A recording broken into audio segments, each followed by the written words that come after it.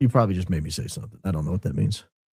I know block poppy nunca nunca. You probably just made me say something. I don't know what that means. I know block poppy nunca nunca. You probably just made me say something. I don't know what that means. I mean, just incredible. Shout out to Sir Major. Shout out to Sir Major. Thank you very much. I know Baron watches from time to time, and if you saw that, Baron, you didn't say anything. You said something that is completely correct. You know Black Poppy. It's completely fine. You don't have to worry about it. It's fine. It's fine. In fact, we all loved it. So just putting that out there right off the bat. I did see it. Somebody made a clip of it and tagged me in it. And Fleet. You know it's really bad when you start tagging Fleet. That means they're like, oh, take this a step further for me real quick. It's like, oh, because if Fleet makes the animation, oh my gosh, now it's in a whole other universe. It's bursted into another timeline. So anyways, shout out to Baron. Thank you so much. We're going to be playing some Baron today. We're going to be covering all sorts of stuff. Of course, the first clip I have from Baron is just, it kind of goes along. He wasn't addressing it, but it kind of goes along with the whole recording that came out. If you long form Larrys didn't see the videos that I released on the weekend for all the short form Sallys out there, we addressed some wildness that was going on all over X about this crazy recording that turned out to be a lady named Haley Robson. I know a lot of people are upset and they're like, no, it has to be Miss Arizona. No, it's not Miss Arizona. It's okay. But Baron's actually saying this clip that I play, it's in regards to BB. So we'll be talking about that a little bit. Candace, if you did not see the wild text messages and more that she released of Charlie Kirk, we have to go over that because I just thought they were stellar. I think the side she showed of Charlie was just absolutely incredible. And then we're going to show or talk about the very coordinated effort that's going on with Tucker Carlson. He's going to speak on it. Candace is going to speak on it. That's why she said we ride at dawn, because what's going on with Tucker right now is absolutely wild. And the narrative that's happening right now with Tucker and the current administration right now is like sharp as a tack level. You remember the previous admin when they were like, this guy's sharp as a tack. This guy's sharp as a tack. This guy held me on his shoulders and did a backflip. And then I saw him do physics. And then he fought Mike Tyson. It was a crazy couple of hours over at the White House. You remember all that? When they would say all that stuff about him? Even though he was 119 years old and he was walking around as such, falling upstairs and whatnot. That's the level that we're getting to with this narrative that they're trying to push. What is playing right now? It's Baron. It's Baron. Oh my gosh. That whole nunca. Don't worry, Baron. You were just saying nunca, nunca, nunca, which means never, never, never. You're just saying, I know Black Poppy, nunca, nunca, nunca. It's completely fine. Don't even worry about it. You don't got to trip. But yeah, we're gonna touch on that whole thing. Then we're gonna go to the whole bullet fragmented thing. I'm gonna give my take on the whole thing because at the beginning of the investigation, when I first started looking into it and I started making videos, I was talking about the defense, and I was talking about how the defense just seemed like maybe. Allegedly, perhaps, maybe they weren't the best people for Tyler Robinson. Okay. And this little tidbit that's developed actually proves it. And then we got to talk about Zach. You guys know Zach, right? You know Zach. You don't know Zach? I call him by his government name. Some people call him Wolves. We'll talk a little bit about Wolves. Because it was a very interesting video that he did over the weekend. Those Sunday drops are lighting things up nowadays. Anyways, guys, let's jump right in. Of course, we had Baron. I hope you guys had a great weekend. I know the weekend only feels like it's like 34 minutes. I know the weekend's only 34 minutes. I hope you guys had a good one, though. Hope you spent that time well, that you had one meal and that you looked outside for 10 minutes and then, and then you went to bed and you woke up. It was Monday. And then all of a sudden you're here. I know. Somebody's like, I got to watch. I put out a video Sunday. Someone's like, I'm going to watch this video a few hours later because I know he's going to tell me the weekend's over. I'm kidding. It's not over. It's not over just because I say it's over. Okay. That's not how it works. Don't worry about it. Anyway, let's jump right in. Yeah, this little clip from Barron, I thought this was very wise. They were close to him, or whether or not he was injured or something, I can't say. But I think we lose credibility when we all jump on something and we make a conclusion and we start stating things as fact. This guy did it. This guy did X. This guy did Y. That guy's fake. That's AI. You know, if somebody comes in with 6 fingers, all right, let's call it AI. But if you're having to really closely examine and you're looking for one little thing, you know, oh, his pocket moved a little bit. Oh, this, just dial it back. Just say, I don't know. Yeah, I mean, I don't know is an okay answer to most every question. You're allowed to say, I don't know. No one's going to get mad at you for saying, I don't know. Nobody. I say, I don't know all the time. You guys put up comments. It's got all kinds of abbreviations. And I don't know what you're talking about. You don't lose credibility when you don't know something. All right, let's take some of your. So that's what I saw. You know, as a creator, that kind of hits home because everybody feels like when you're on a screen, you should just know everything. You should know how every word's pronounced. You should know every going on. If you've been live for an hour and someone saw something 10 minutes ago, they're like, how don't you know this? It's absolutely wild, but it's also something for life. It's like, it's okay to just not know. And I noticed that when I made that video about Erica versus Haley Robson and the whole recording, and some people were just like, oh, you can't tell that that's her. It's like, once I see Ian do a breakdown debunking it, Ian of all people, not high knowing of what's going on within the files, actually built an app. He's using the app to show you. And then you see Candace also do the same thing with her team of like 4 or 5 people. I'm like, okay, that's enough. Okay. Like, I'm good. And, you know, my whole thing, if you guys didn't see, when that whole recording did come out, Project Constitution ran with it. He was like, this is Erica. This is for sure Erica. And I was like, I don't know. I'm like, I don't know. I can't find it. So I don't know until I can actually find it and see it myself and make a repeatable thing that I can tell the audience about and they can go repeat it and find the same thing, come to the same conclusion. I'm like, I don't know. And that served me very well because the firestorm that lit up around him was absolute. I've never seen anything like it before. Never seen anything like it before. Candace Owens and Matt Walsh are commenting on what you post an hour after and it's not good. Oh gosh, that's the worst thing ever. A nightmare. That's nightmare fuel for me. So it's okay to be like, I don't know. And there's a lot of people out there who they're just like, I know for sure. I heard a thing. It was 34 seconds and I heard it and I know for sure. Thank you very much. And it's like, okay, you should start a channel. Be the person that has godlike knowing of everything.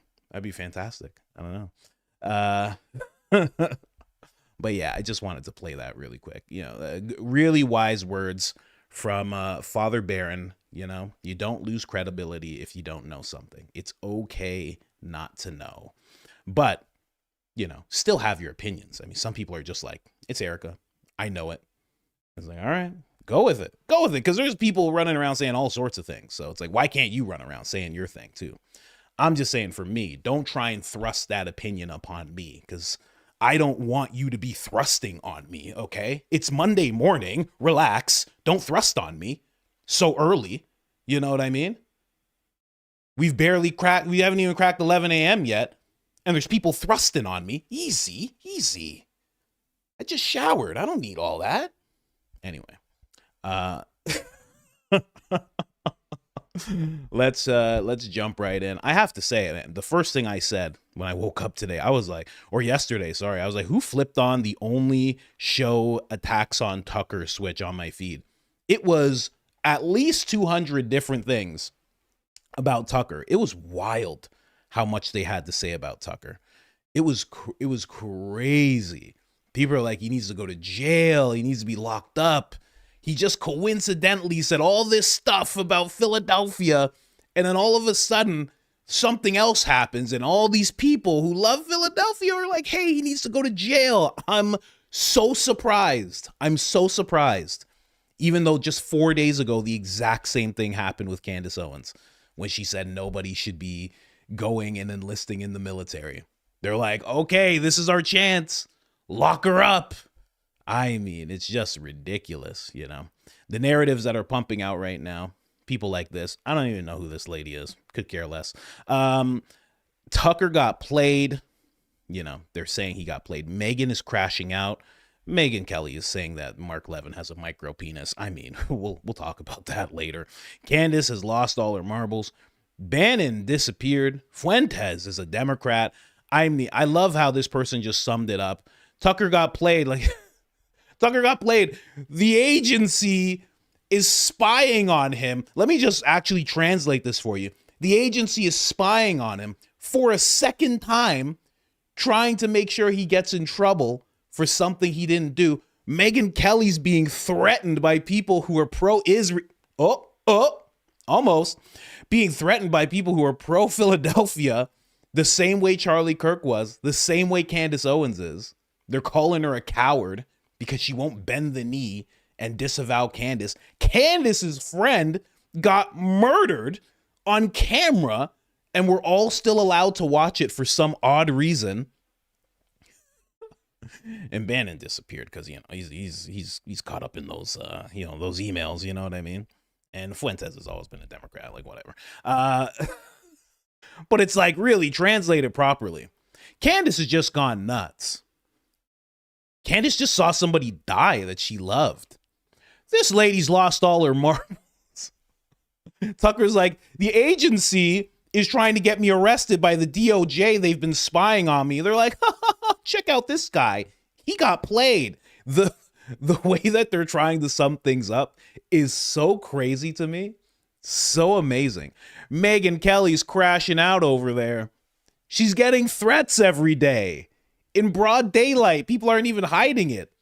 Ben Shapiro's like, all of this could go away if you just decided to go after Candace. He said it out loud. He didn't even hide it. We knew that was what he wanted, but he said it out loud. I mean, just brazen stuff going on, man. Absolutely ridiculous. Let me know what you guys think about all this. Let's jump into the text messages. Now, of course, I got to give you some background. If you didn't watch the video on the weekend, basically Ben Shapiro said 2 sentences and Candace went, bet. She went, oh yeah? Okay, no problem. What'd you say? Hold on. That's basically what Candace did. So Candace jumps in for Megyn Kelly, if you didn't know. He just basically said, don't worry, you don't have to protect me. You didn't even protect Charlie from being accused by a monster of murdering. Oh, you didn't even protect Erica from the monster accusing her of murdering Charlie, which he's talking about Candace. And then Candace ends up going off. Again, Ben said 2 sentences. Candace is saying, you have the behavior of a maggot on a rotting corpse. She's basically saying Charlie hated you. You're sickening. What you're doing with Charlie sickening. You're trying to buy his legacy. Then she went on to say you can't keep stealing things that other people built because your daddy told you were special.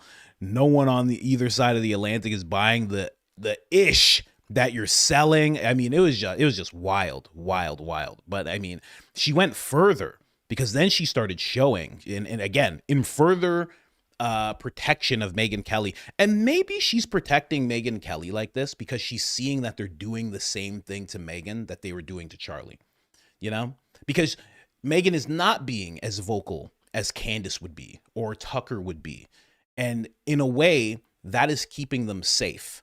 right? If they had this front-facing thing of being like, I am completely pro, don't even worry, like, we're just trying to ask some questions and have some dialogue. Instead, they're just like, no, like, I'm not bending it. They're yelling it out loud. You guys all know how Candace is. That, in a way, is protecting them a little bit, because if they did get done in, God forbid, we would all be like, we know exactly who did this. It's not even a question. I don't need to see private text. When it comes to Candace, I don't need to see private messages.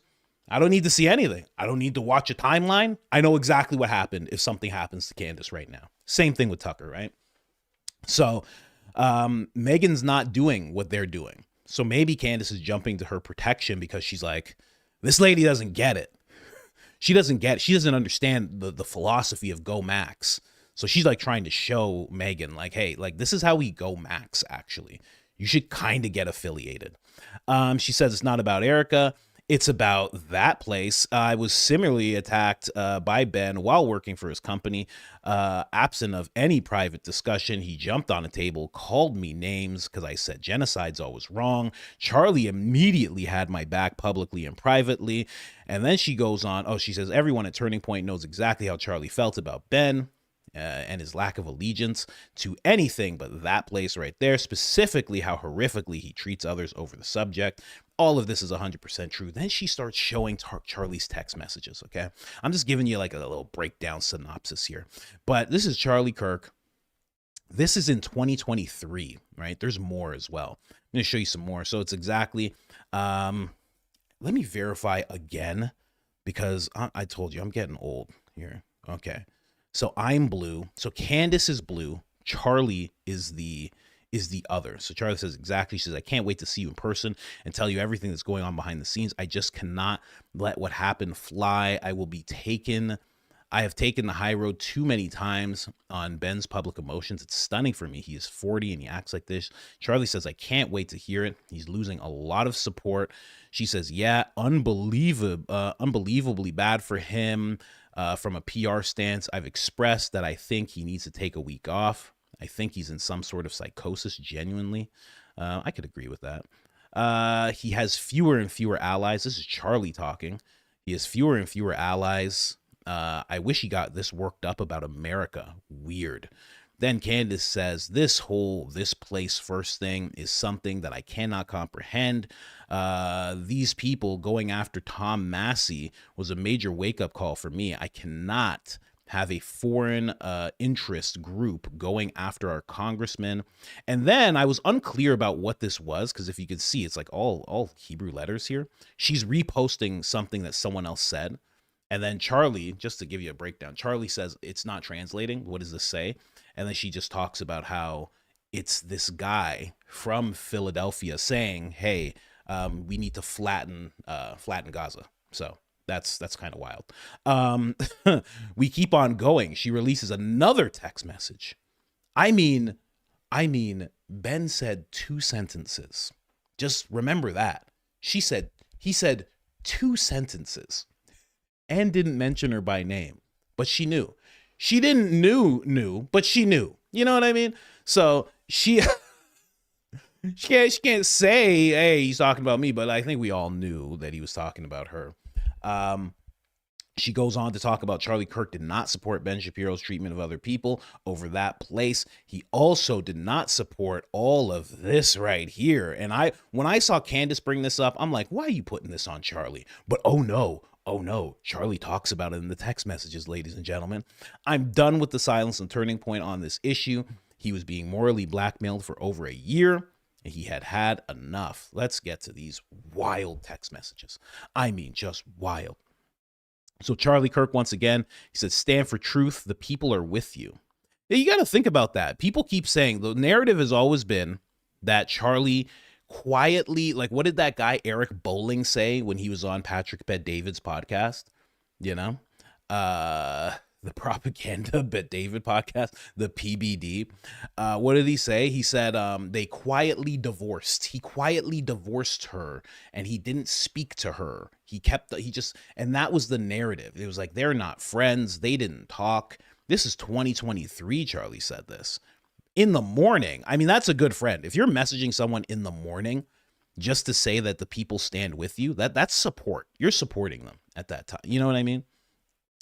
I know, been through enough of these to know that the truth always wins in the end. Charlie throws up the prayer hands. And then she says, by the way, he was standing on a couch. He was standing on a couch talking about how small Ben is. I mean, Charlie forever has a special place in my heart. He's making fun of Ben's height by saying that he was standing on a couch. Mwah, mwah. I mean, this guy is what they call a mensch. He's a mensch, this guy. Candace laughs and says, too good. He says he's unhinged. Stay the course. Literally telling Candace, hey, keep on saying what you're saying. I mean, think back to 2023 and everything Candace was saying. 2024, he's saying, stay the course. Keep going. Keep putting the pressure. She completely likes what's going on. I'm pretty sure in 2023 at this point is when she was challenging him to a debate. When it came to Israel, she wanted to sit down and actually like, let's talk this out, Ben.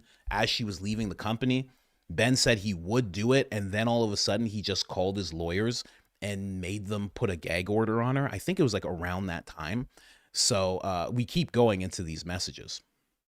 Charlie, okay. Charlie says, have you read verses in the, this one I got to code up. Okay. In the tally-ho that will blow your mind. She goes, I'm aware of them. It's like, yeah, Charlie, you're talking to Candace Owens. She knows all about this stuff. He goes, the tally-ho. Okay. That's what I'm going to call. That's what I'm calling this right here. Go look it up if you don't know what it is. You're going to be very upset. The tally-ho is not biblical, but it's their rabbinical interpretations of Judaism. Now, this is where it gets pretty crazy because Charlie's like, shh. So Charlie's showing that he's looking into this. And when you're a Christian and you look into it, it's not the best. It's not the best experience. Okay. It's an odd experience when you start going through it. So Charlie says, shh. She goes, I did a deep dive. Oh, I did a deep dive a week ago. Charlie says, thought crime. She says, yep. Then they go deeper into the whole thing. Okay. This is where it gets crazy. Listening. So now he's saying he's listening to Candace's breakdown. He's saying that it's amazing. I mean, whoa. What are we doing here? Get that out of here. There we go. He's saying, why did the screen get bigger? What are you doing? Hey, they're messing with me. Come on. I called it the tally-ho. You're going to mess with me already? I called it the tally-ho. What more can I do? Anyway, so he's listening. He's saying it's amazing. So think about the breakdowns Candace has done on all of that subject. Charlie's saying this is amazing. Your show rocks, by the way. I mean, just full support. Right? And this is like morning to night, just so you know. So they actually were in constant contact. Like the messages you saw before were in the AM. These are in the PM. Like they talk all the time, it seems. Then Charlie says, I can't even show you this part. He says, thanks for the defense on Twitter today. The Phillies, I'll say, were angry at me again today. Go figure. He just straight calls them. You think Charlie would be like, the people who are our greatest allies and are the greatest thing in the world are angry at me again today. That's what you would think you'd hear from Charlie Kirk when you see the front-facing persona. But no, privately, he's just like, Charlie. I mean, he would have a whole new fan base if he was still alive today and people saw these messages. He would have a crazy fan base. Their expectation is that you defend them, but they are silent if anything happens to Christians. Charlie says it's sick. And then Candace goes on to say, and they expect you to be silent if anything happens to Christians. So horrible. Charlie then says, I'm over it. This is in 2023. I'm over it. The amount of texts I got, again, over that tweet was honestly beyond belief. I even tweeted with all the disclaimers. So this is at a point where Charlie's just like, I'm making disclaimers. I'm trying to show, I'm saying I'm on their side, and they're still coming at me like this. You know, he's just trying to have, he's talked about it many times. He's American, and he's just trying to have the conversation that Americans, he knows that Americans want to have. and it's not allowed. It's not allowed. And this is 2023. He's figuring out that this is not allowed. And 23rd on 2023, actually. October 23rd, 2023. Hey, that's the day I got sober. I didn't even realize that. The day I got sober is October 23rd. How about that? Amazing things happening on the anniversary of my sobriety. And then Candace goes on to say, it's why I don't use my platform to defend them. When I realized it was a one-sided thing and how vicious they could get if I didn't do their bidding, I was done with it. They should read How to Win and Influence People. And then here the sentence is cut off, but it says they've pushed so many allies away. I'm pretty sure that's exactly what it says. So this is them just having a candid conversation, very candid. Charlie feels like he can say anything to Candace. Pretty amazing. There's probably other people in the world, in his sphere, where he thought he could say anything to them. I wonder why those people haven't come forward, you know? They should. These text messages are damning towards the official, quote unquote, the official narrative that Turning Point has been pushing out since the day after Charlie passed away. I mean, even showing the whole thing of like BB and the letter that Charlie wrote to BB, you could see now when you see a private conversation versus what he said in that letter publicly to BB, you start to realize, first off, I thought the letter was fake. I thought the letter was fake altogether. But if you're going to go with the premise that it was real, this love letter that he wrote to BB, he's like, oh, I just think you guys need to work on PR and I love this place and blah, blah, blah, always be a supporter. That was politics stuff. Charlie was just doing politics stuff. That's all he was doing.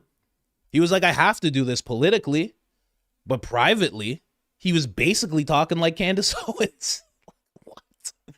Oh my gosh. If he lived one more month, Candace would have been back on tour.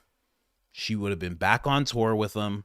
I have a video called They Were About to Align So Much, and I haven't made it because I have to bleep out Israel so many times.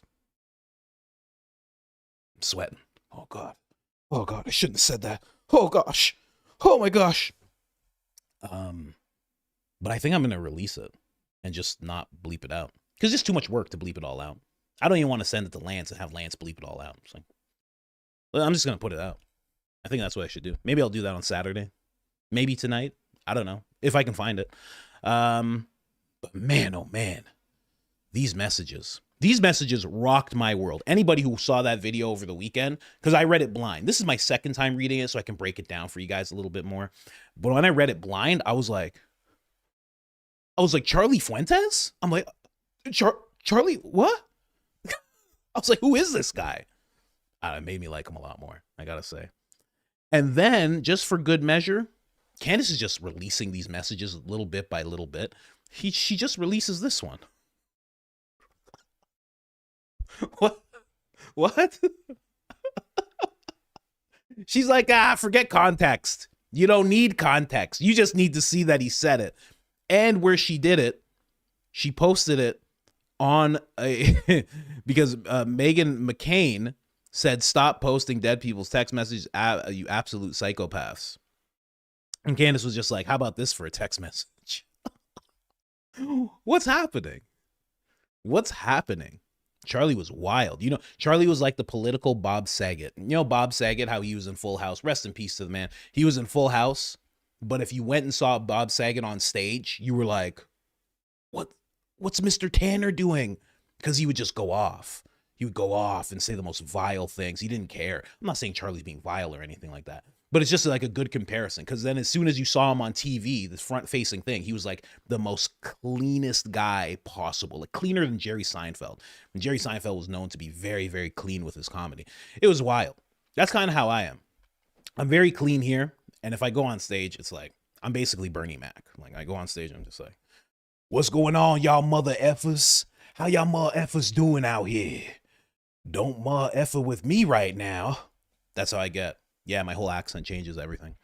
It's pretty cool to see. And then, of course, I have to show everything that Candace was saying, because we're just doing a Candace Owens text message update. Just randomly, if you don't know who Larry Loomer is a lady, allegedly, on X. And Candace just decided to say, I say this with the utmost respect in the world, but you are too butt-ass ugly to be commenting on Megyn Kelly's looks. She objectively looks at least a decade younger than you do, Larry. Respectfully submitted. I mean, the team up that I did not see happening in 2026 with Megyn Kelly and Candace Owens.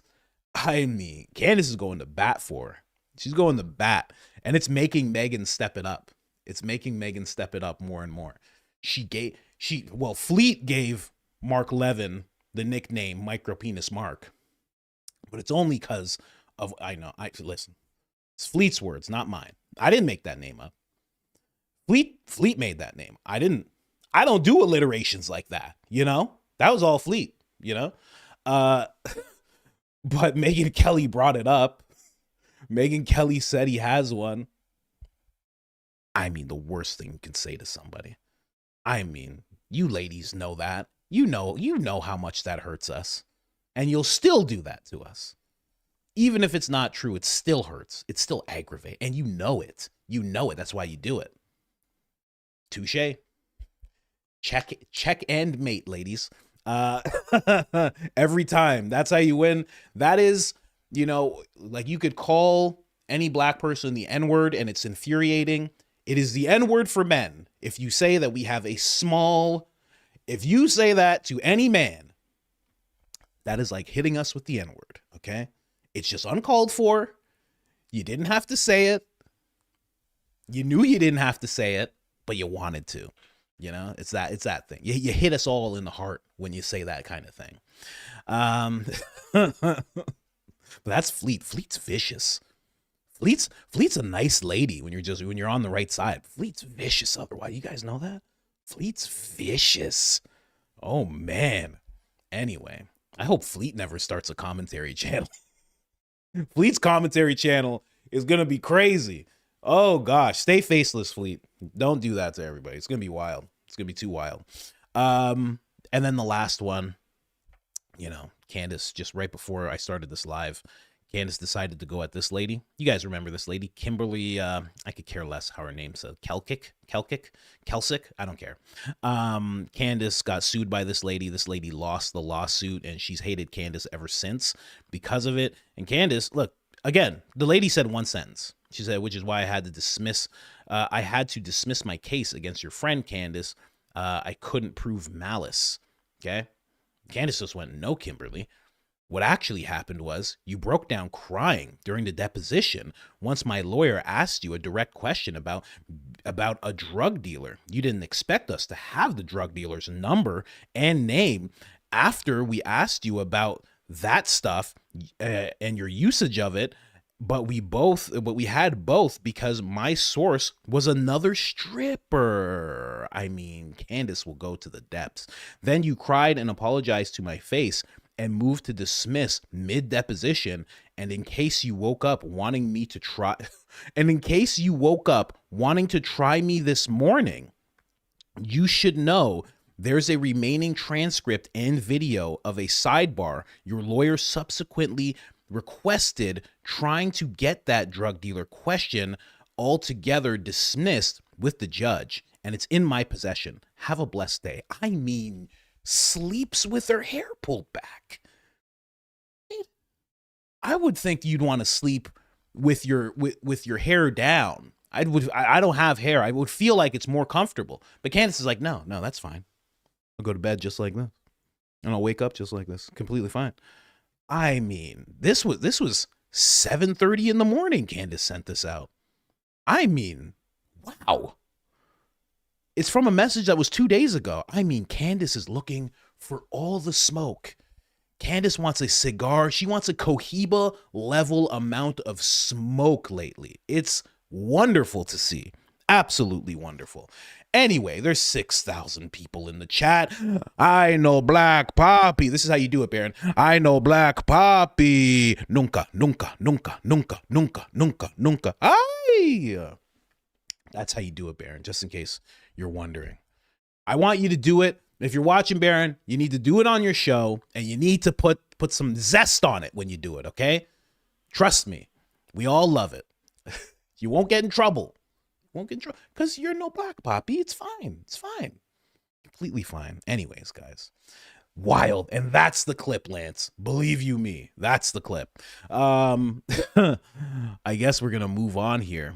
Candace Owens is going wild, guys. Wild online, man. I'm telling you, X is not fun. It's not fun. It's not good. But for Candace Owens alone, you know, it's like when you buy like you get Netflix because you just want to watch one show, you know, and you're like, should I get it just for this one show? And it's like, yeah, you should get it just for that one show. I mean, it's not all the time, but when she goes off, it's crazy. I'll even check again because there might be more. I don't know what's going on with her this morning. She's pissed. She's pissed. What kind of episode are we going to get this morning, guys? What kind of episode are we going to get? Hair pulled back for sure. I don't think she's going to have her hair down for the rest of 2026, to be honest with you. I think that's it. I think we've hit it. I think the hair being down, I think that's a 2025 thing. I don't know if it's a 2026 thing, guys. I don't know. I'm just saying. Baron was so confused. Of course he was. It's fine. Of course he was confused. The person wrote it all weird. They didn't even write I know black. They put I know block. Okay, they wrote I know block, and then they wrote Nunca wrong, and he's just like, well, what am I reading right now? You know, I get like that too. Sometimes if I'm reading something and it's a weird sequence of words, I'm like, are you trying to like wake up a sleeper cell? Like, what are you doing with me? Are you using me right now? What are you doing? I don't want to say all the words out loud, or you're trying to like cast a spell on me or something. That's why sometimes I read things and it's a little sparse the way I read it, because I'm like, you're not putting that evil on me. There's power in the tongue, ladies and gentlemen. Okay. Anyway, let's get on to what happened with Tucker Carlson. This is kind of wild. I'm going to show a video from Tucker as well talking about it. This is not the first time this has happened to Tucker. So a lot of people think Tucker's lying. But this has happened before. He's had his phone tapped before. His signal messages were read.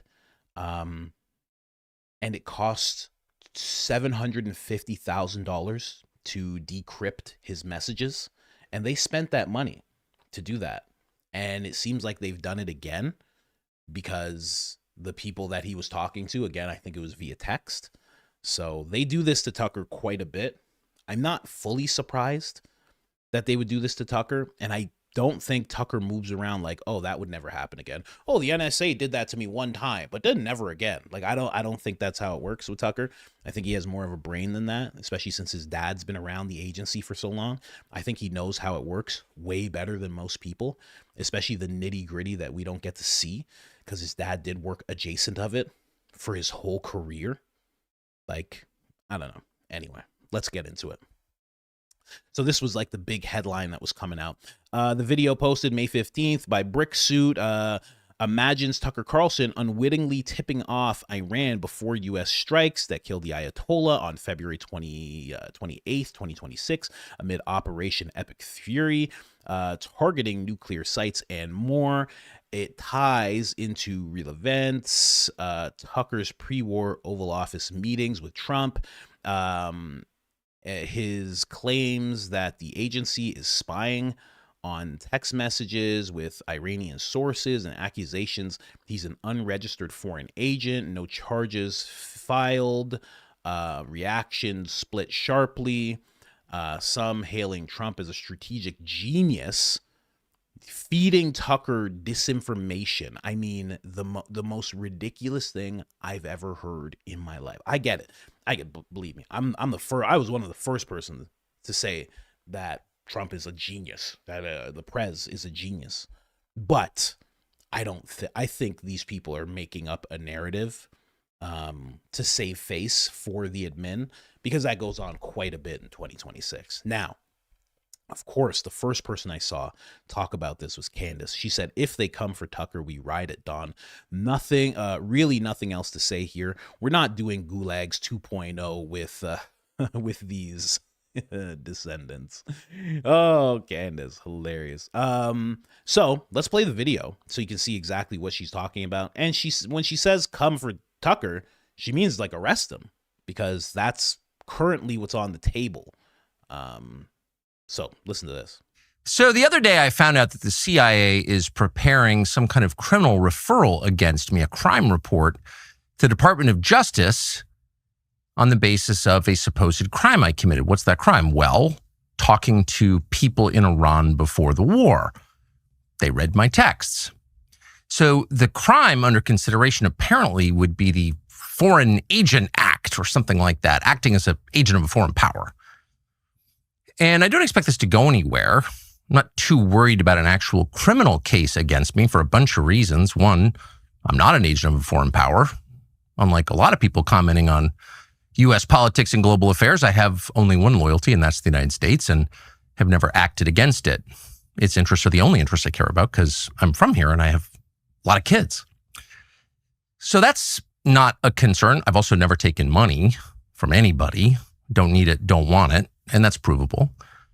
And moreover, it's my job to talk to everybody all the time and try and figure out what's happening around the world. That's literally what I do for a living, and I'm not going to stop doing that, nor should I don't think.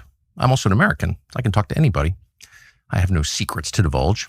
So legally, I think the case is ludicrous, and I doubt it will even become a case. I'm bringing this up for a couple of reasons, though, and they're pretty obvious. One is that countries tend to become more authoritarian in wartime. It's just the nature of war. People are dying. The stakes are high. People's emotions have risen to a very high point, to a crescendo. And so there's much less tolerance for any kind of dissent in the homeland. The irony, of course, is the United States fights wars on behalf of freedom, but there's always less of it here in our country during war. So that's a widely recognized phenomenon, and it's likely to happen now too. Another point to make that is worth knowing is that the USIC, the intelligence agency, spy on Americans. Now, you probably knew that, and it's been revealed a lot, including by Julian Assange and Ed Snowden, both of whom are threatened with death for revealing it, but everyone knows. But it's probably a little more wild. And a lot of times they do it through Canada. You ever heard of the Five Eyes? So sometimes they'll have Canada do things that America can't do to the citizens in terms of like looking at communications and whatnot. That's a known thing. They all help each other in that regard to do the things that they can't do to their own citizens. Widespread than most people understand. And it's outrageous. There's no justification for your government, which you own, you're a shareholder in it, you pay for it, to be violating your privacy like this. But it happens all the time. And in fact, one of the reasons that CIA or people within CIA, just to be clear, it's a huge, sprawling, disconnected agency. What it does in a specific case doesn't represent what everybody in the building thinks, but there are some people who are mad at me for my views about Israel, and they have some latitude. And one of the reasons they pass on criminal complaints, in effect, to law enforcement is to justify warrants for spying on Americans. So that is an absolutely real thing. But the main reason they do it is to leak the existence of the investigation, such as it is, to the media, and then humiliate and terrify the subjects of this op. And that's, of course, happened to me repeatedly. So that is happening to him right now. That's exactly what's happening to him. Before, you couldn't really, especially GOP Republicans couldn't get this type of thing done on X because they were more censored at that time before previous admin. Now they can kind of just ramp it up as much as they want, which is why you see the Graham Allens and the Garys and the faceless accounts and all these different things. You're seeing the exact same type of tactics. And I'm telling you, the amount of posts that it got to a point where, like, you know how you swipe on a phone, you swipe on a phone. I mean, I could go like this 15 times and it was still about Tucker. It was the weirdest thing. I've never seen anything like that. I didn't like anything about it. So for the algorithm to think that's what I wanted to see, they just started flooding it with this type of stuff. I've not seen even Candace go through something like this. At least Candace's was a little less.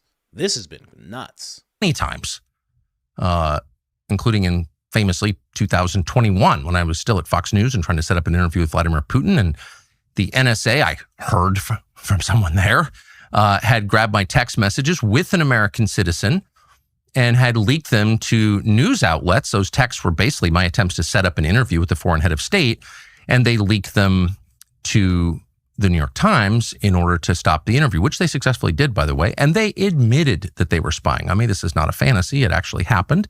They did it again 2 years later. My second attempt to get a Putin interview, I managed to get it anyway, and they've done it since. And so when you get a call from a reporter who knows the contents of your texts, it's pretty clear something's going on. None of this, in my judgment, as of right now, is a huge threat to me. So I'm not making this video to complain about it or whine or ask you to send me money because I'm under attack. I'm saying it because it's true, and you should know what your own government is doing, and you should know what the stakes are. And you should know that a lot of what happens in this country that affects outcomes happens behind the scenes. Some of it is legal, some of it is not, including what I'm describing now. But it has an effect. And the intel agencies, again, not everyone in the intel agencies, because there are decent, hardworking Americans who work in the intel agencies are Americans, just like there are decent, hardworking Americans who work at the DMV. But there are also people with agendas and grudges and no sense of restraint who are happy to misuse the power they have, granted them by our elaborate secrecy laws, to hurt fellow Americans for ideological reasons. That is entirely real. That's the story of Russiagate. And it's likely that things like that will begin to happen at greater scale now. So you should just know that going forward. Thanks. I mean, is anybody else? Why doesn't Tucker do this?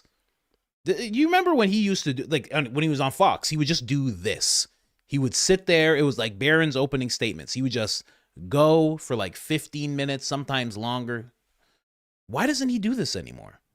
It's amazing when he does it. It's always a great breakdown. It's always super concise. It's always informational.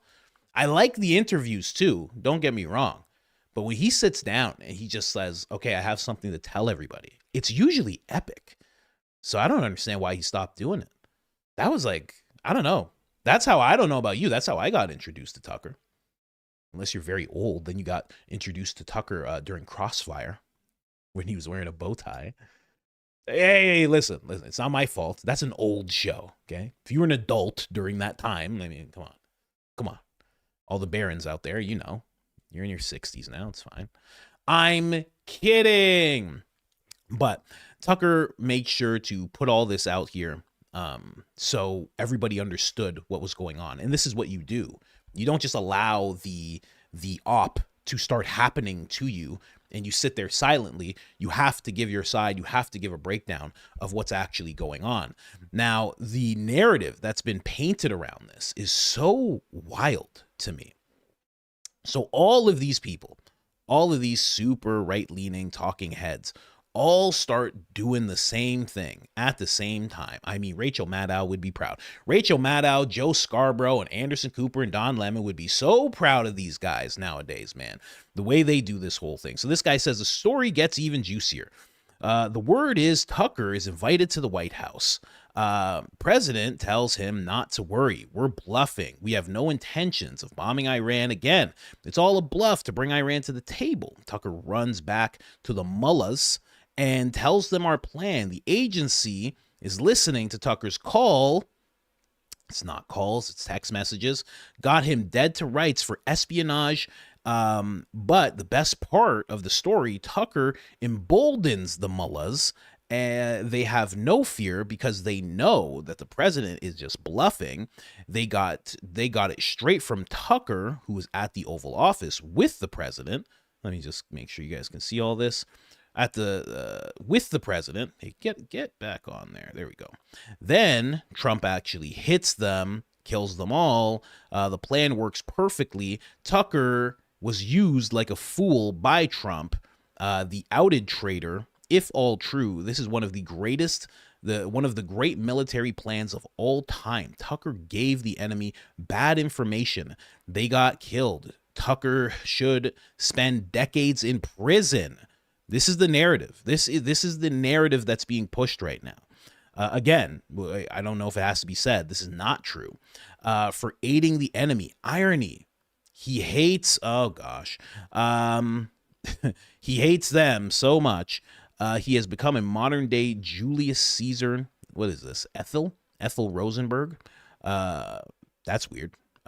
What a mother Tucker. Let's see how it all plays out. In USA, no one is guilty in court until the law says so, except Democrat scumbags who openly blah, blah, blah, blah, blah. It's just feeding the red meat. Except for those libs, buddy. They're all guilty. Anyway. So, this is the narrative, right? That he was fed bad information and he ran over like he is some double agent of sorts. Like as if, I mean, what is it called? What did Mark call it? I think he called it like a white Yankee background check. And then they do deeper background checks. And that's what the type of background checks they do into you days before you're even in the same room as the president. And that would go for, from what I've heard, that would be whether or not you've been in a room with him before. They don't just check once and then they're good. They're like, no. He's going to be in the room with him again. We're going to do a full background check all over again. Again, Tucker's father, who was adjacent to the agency his entire career, Tucker didn't know this. And Tucker just was like, well, I'm sure they won't check my phone again. Let me just tell these guys, hey, heads up, bombs overhead, potentially. Or, sorry, no, I just got information. I just got the information. No bombs coming. You're safe. Please enrich your uranium even more. What are we talking about here? Come on. You think that, listen, I get it. That's kind of stuff does happen, but I don't think Tucker's that dumb. I just don't, sue me. I don't think he's that dumb to do that. Again, more and more people, usual suspects. This is more entertaining than exploding pagers. Was that entertaining? That's an interesting take. The agency was likely monitoring Iran's communications and discovered they were talking to Tucker Carlson. Oh, okay. So now they're covering the narrative from all sides. It's like, no, they were looking into Iran. No, they were looking into Tucker. Tucker comes forward and says they were looking into him. President Trump invites him to the Oval Office to feed him disinformation. Tucker runs back to the Iranian regime. I mean, what are we trying to do? Like, what are we trying to sell here? It's such a nonsensical take that Tucker would be like, hey, guys, he's bluffing. Don't even worry about it. Yeah, I just wanted to tell all you guys. Okay, I'm going to go back now. Why? Why would he be doing that? What's the plus there? What's the plus? So he could get real estate in Iran? Hey, waste of money. I don't care how you feel about the place. Waste of money, especially for a guy like Tucker Carlson. Not saying he won't be well received there, but I'm just saying, not really the place for a guy who's used to living in Maine to jump over to Iran. I just kind of doubt that he's going to go and live in whatever they got to live over there. Let's assume they got apartments, house. I'm sure they do. I doubt Tucker's going to want to be over there. Tucker's going to be there with his dogs. Hey, what kind of hunting you guys got over here? Yeah, no, I was just finishing my espionage, and I'm here now. I just wonder, what kind of hunting you guys got? You guys got any elk? Huh? What? I don't think so. That's just me, though. That's just me. My limited scope. I think it's a little crazy. There's 7,000 people in the chat. Pardon the interruption. We'll get back to the regular scheduled programming in a second. Hi, no black papi. Nunca. I know Candace posted. We'll get to it in a second. Tucker deserves attention right now. Everything they're trying to do to Tucker right now. We know for certain the agency spying on Iran. They caught communications from Tucker. Look, I love, see, this is how you know it's a narrative, because they're trying to now shift it. Well, no. The agency wasn't doing anything wrong. When has that ever happened, guys? Come on, be honest.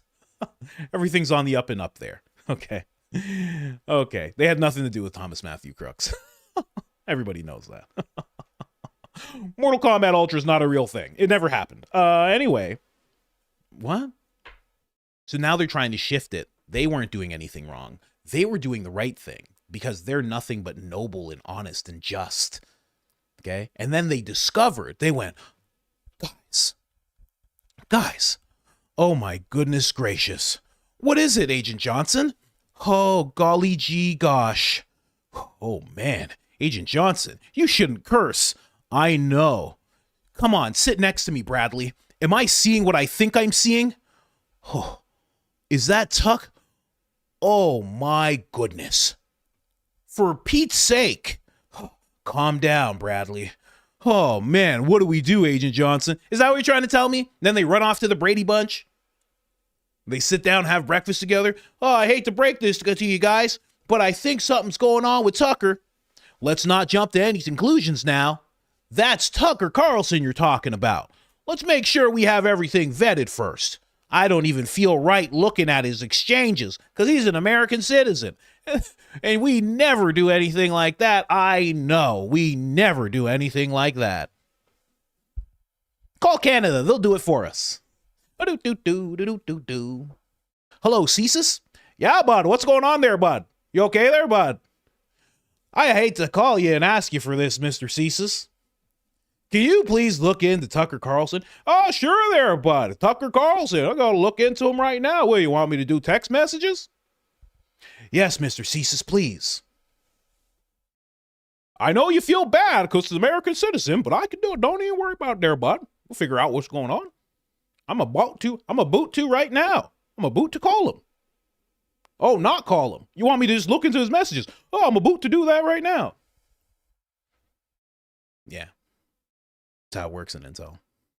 You know? That's how it works in Intel all the time. So ridiculous. Just so you know, that's not how it works. That's not how it works. How it really works is they go, what is this on the screen? I think that's Tucker. Should we kill him? Let's wait. You think so? We can just do it now. Yeah. Put some guys together, but just let me see where this goes first. Okay, I'll put someone on standby. All right, get the heart attack gun. That's how it actually goes. I'm paraphrasing, of course.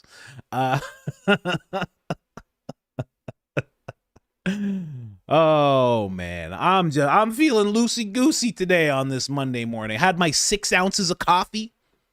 I like to drink 6 ounces of coffee. Yeah, had some electrolytes. Been working out, getting jacked. Testosterone's up. I'm tired of saying Philadelphia. I'm gonna say Israel when I want to say Israel. So dumb. Let's keep going. Remember how shocked you were when he got invited to the White House a couple of weeks ago after Tucker talked all that ish about him? Well, now we know. The president already had the goods on Tucker, and he was using him as a pawn to set up the regime. Yeah! And the people who believe this stuff are so dumb. Anyway, let's keep going here. Again, usual suspects. And I don't say that for any reason other than these are always the people who activate whenever something needs to be pushed. They all activate, you know? Don't even know if this is a real guy, to be honest with you. It's 2026. Can't be sure. Even if you see a video of the guy, you can't be sure anymore. Just like BB, right? Tucker before the war, he knew, blah, blah, blah. Just more of that. Where's that other person?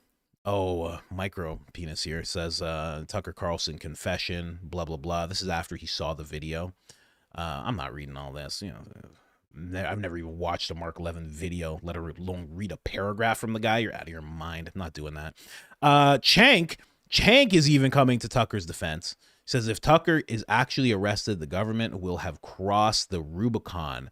Whatever ridiculous charges they come up with, everyone will know the real reason is that they oppose the war, and that place he'll be considered first American political prisoner within our own country.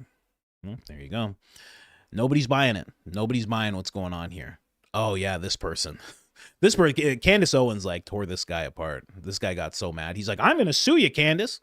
On January 17th, I called a friend of mine at the White House to express my concerns about Tucker Carlson visiting the Oval Office. She answered rather cryptically, just trust the plan. Oh, how I've heard that before. From Dan Robo Gino, talking about just trust the plan. 5D chess is being played. I love how they even position this picture, you know. Oh, don't even worry. He knows what's going on. He has the red eyes. Are those the laser eyes? They are. Oh man, trust the plan. What's going on with those emails? The DOJ is just deleting thousands of those emails and all those files. Oh man, trust the plan? Yup, trust the plan. Are we morons? Yeah, we're morons. Come on, high five. What are we talking about here? Anyway, this sparked a whole other thing on the other side of things, right? This is just my tweet. I said this is the type of dumb stuff they used to say about Tucker. It's because this guy was saying, let's come back down to Earth Department. It's a department? That's weird. Broken English, huh? Dinesh, no wonder. Those who are urging Tucker Carlson to run for president should consider that he has a better chance to be the next supreme leader than he does becoming president of the United States. I was just saying this is the same stuff they used to say about the guy who is currently the president. It's exactly what they used to say about him. But the reason I say it sparked this whole thing is because everybody's like, he should run for president. Everybody who's on the other side, not attacking him, obviously, is like, he needs to run for president. He needs to run for president ASAP. That's what everybody's saying. Like 2028, they're like, this guy needs to run, which I would be ecstatic about if he ran. I was saying this. I have videos about this from years ago, probably like 2023, probably early, probably like 2022 when he first got fired from Fox. That might've been 21. That was a while ago, but he has done a lot since it was a while ago, but it was actually a short time for him to rise up like he has. He's done a lot in that little bit of time. Same with Candace, huge amount. But I was saying that he should run because I think he could do it.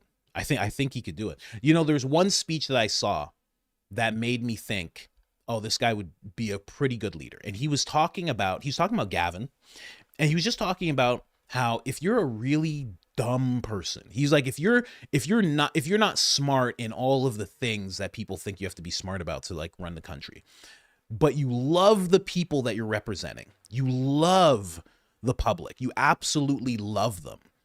He was saying how you would do a better job than somebody who's really smart but kind of despise the people that they're representing. And I was like, and he was talking in reference to Gavin because he didn't want Gavin to like run or win.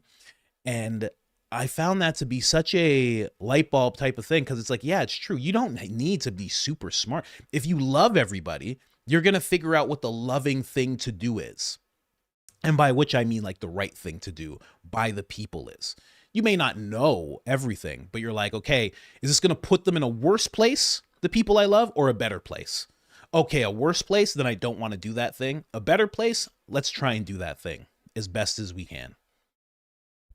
And I think he's somebody who just might do that. And who knows, he might just get absorbed by the blob, you know? You never know until people get into that position, but it'd be cool to see him try. It'd be pretty cool to see him try. Anyway, the right is now doing exactly what the left was doing with Joe Rogan just, I don't know, 11 months ago. This is an article that was written. I'm definitely not getting into this article, but I read a little bit of it already. The right has a podcast problem and it could cost an election. Basically, they're just talking about how all these people on the right are a problem. You know, they even put little Ben in there too. They forgot his hat, kind of insulting. You don't do that to somebody like this. You don't do that to one of the eyebrow people. That's not a cool thing to do. You know, put his hat on because that's how that should be. And I'm saying that seriously. He deserves. That's like making a thing with me without my hat on. Like, what are you doing? You know I wear a hat. What's the matter with you? So basically, they're saying that there is a huge problem with the people on the right and the fact that the public is listening to them, and these people shouldn't be in the position that they're in, and we should consider cancellation of these people. So, dye your hair blue, get spacers, get that thing in your nose that comes out from both sides, and you have to go like a cattle. Get one of those and call it a day. Move to Portland, okay? Because they dye hair blue like no other. You move to Portland, you dye your hair blue, you get spacers, you get the weird, the spectrum piercing, you get one of those, and you call it a day, okay? You get a roommate who's a straight up communist, and that's it. That's what you do if that's what you're thinking about doing to people. Now, that's the clip, Lance. But also, we have to attach this to the other part because apparently Candace has gone off once again on this Kimberly lady. So we have to find this really quick. Thank you so much. Who was it that let me know about this? Luna Fire. Holy Fire Luna. Thank you so much for putting me on to this. I'm so glad. Sometimes you gotta check your phone, man. I'm so glad I did. All right, so Candace went. She's going in again. Oh my gosh. Okay. All right. I'm gonna pull it up. So her and Kimberly are going at it right now. Candace has just revealed that I think she's gonna do something crazy. This might happen on today's episode, guys. This is kind of wild. Let me find what Luna actually tagged me in. Again, shout out to Luna. She just writes, shit. Even Fleet's reaction. Fleet's reaction. Oh my gosh. This is hilarious. Okay, so I guess everything I read to you, this lady responded. She said, "Are you effing insane? I didn't cry about ish. You swore I had a drug dealer. You also swore I used campaign funds." Keep in mind, she lost this case, by the way. She lost. Yeah, they sued. They had a whole legal thing going on. She sued. She ended up having to pay Candace Owens $115,000, which every time she says anything to Candace, I always just go $115,000. That's the only thing I ever say to her. So she says, "Are you effing insane?" Blah blah blah. FCC proved that was a lie, just like the Egyptian planes and your guy Mitch. You lie constantly. And then Candace says, "As my editor gets here, this entire video of your lawyer is getting dropped on the internet." Strippers, man. I mean, okay, where are we gonna see it? Yeah, that was my reaction too. I had to hold it in because I was explaining things to people. I don't know when we're gonna get this. And then this lady says this. Okay, she says, let's see, what does she say?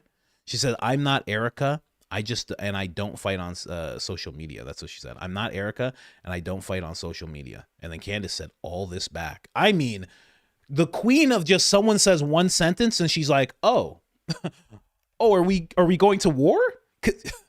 You said 56 characters to me, so I'm pretty sure that means we're going to war now." Is that what this is? This is the morning, guys. This has just happened, like 10 minutes into me going live. She says, "Correct. Erica would have enough legal sense to know that if she boohoo cried and asked us to end the deposition, then we would subsequently sign an agreement for confidentiality to hide her boohoo breakdown from the public. It would have been a bad idea for her to violate the confidentiality, which really only benefited her." I mean, the worst person to debate ever. The worst person. That's why George is so relaxed. You ever notice, you ever seen George in an interview? He's always relaxed. He's never like, because you have to counter that energy that Candace has. So he's always just like, hello, yes, yeah, it's fantastic to be here. Yeah. He's just chilling. He's always chilling. This is why. You see, the beauty of being me is I love allowing the public in. I have nothing to hide, and I intend to honor keeping mum about the emotional breakdown you had. But we are not going to have you out here lying about what happened and why the case ended. It was over a question about that type of usage, and you panicked when asked about the specific drug dealer. The deposition then got paused, and your attorney requested a judge to try and get the question dropped from the deposition. This is wild, because apparently, if you guys didn't know, this lady, like this Kimberly lady, she had like a background of like kind of like allegedly being a dancer and like just really being like a Cardi B type, you know, like being a real Cardi B type, which is kind of wild. You know, I think if she embraced it, it'd be kind of cool, but she didn't embrace it, and she tried to sue Candace and lost. The deposition got paused, blah, blah, blah. The judge took my attorney to the side, and the question was valid and relevant. Oh, the judge took the attorney's side because the question was relevant and valid. You guys then folded mid-deposition. You inherently bird-brained, though. So you decided to try publicly to rewrite history. Oh, well, that's it. That's it. I mean, this Kimberly lady she was like, I don't know. I heard Turning Point's giving out. They said it's 7. Did you hear 7? Graham, did you hear 7? I heard there was 7,000. I just have to say things to Candace. I'll do it. Graham's like, yeah, you do it. Hiding behind. You do it. Gary, shh, get back. Are you doing it? Kimberly, you're doing it? Okay. All right. 15 minutes later, I don't know what's happening, guys. She said she's going to put out a video. Her show comes out in hours. What's happening right now? Graham's like, this is your own doing, okay? I won't take responsibility for any of this. Gary's just on the ground. Whoop, whoop, whoop, whoop, whoop, whoop, whoop, whoop, whoop, whoop, whoop, whoop, whoop. Gary walks up to her. You're a stooge now. Do you want your head shaved or do you want the bowl cut? You can choose. Andrew lets us choose which haircut we get. You're a stooge now. Come on. Let's have a steak dinner. Anyway, just kidding. That absolves me from everything, right? I just say I'm just kidding. I think it does. You know? Oh, man. And that's the clip, Lance. That is the clip. Anyway, someone says she punched a dragon. Yeah, literally. Like, picture Game of Thrones, you know? Picture Game of Thrones, right? And one of those dragons is looking at you, has its hair tied back. You know what I mean? And you're like, that's weird that this dragon has its hair tied back. You're like, but you know what? No dragon's going to say all this stuff to me. Huh? I'm not afraid of any dragon, you know? Just one of these, you know? Just one of these dragons just looking at you. Here, let's pull up one of these dragons here. Just one of these bad boys just looking at you, you know? And you're like, you know what? I think I'm going to punch this thing in the face. Oh, God. Goodness. Are you sure? I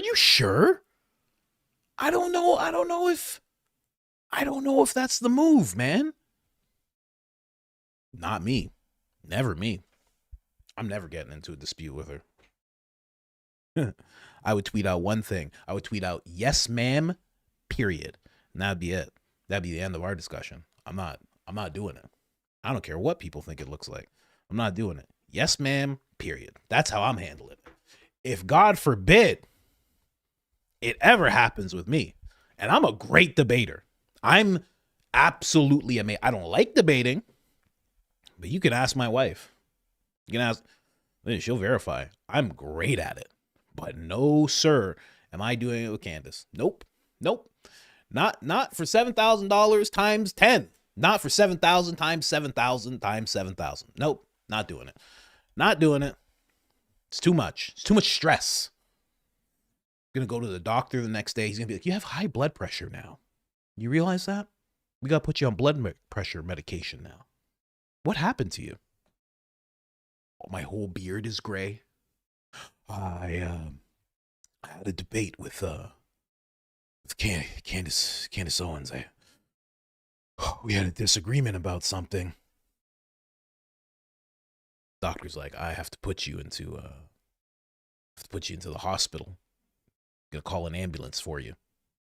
Nope, not me. Not doing it. Anyway. A master debater. Yeah, listen, I am. Ask my wife. She's in there. She's in the chat. She knows. I'm great.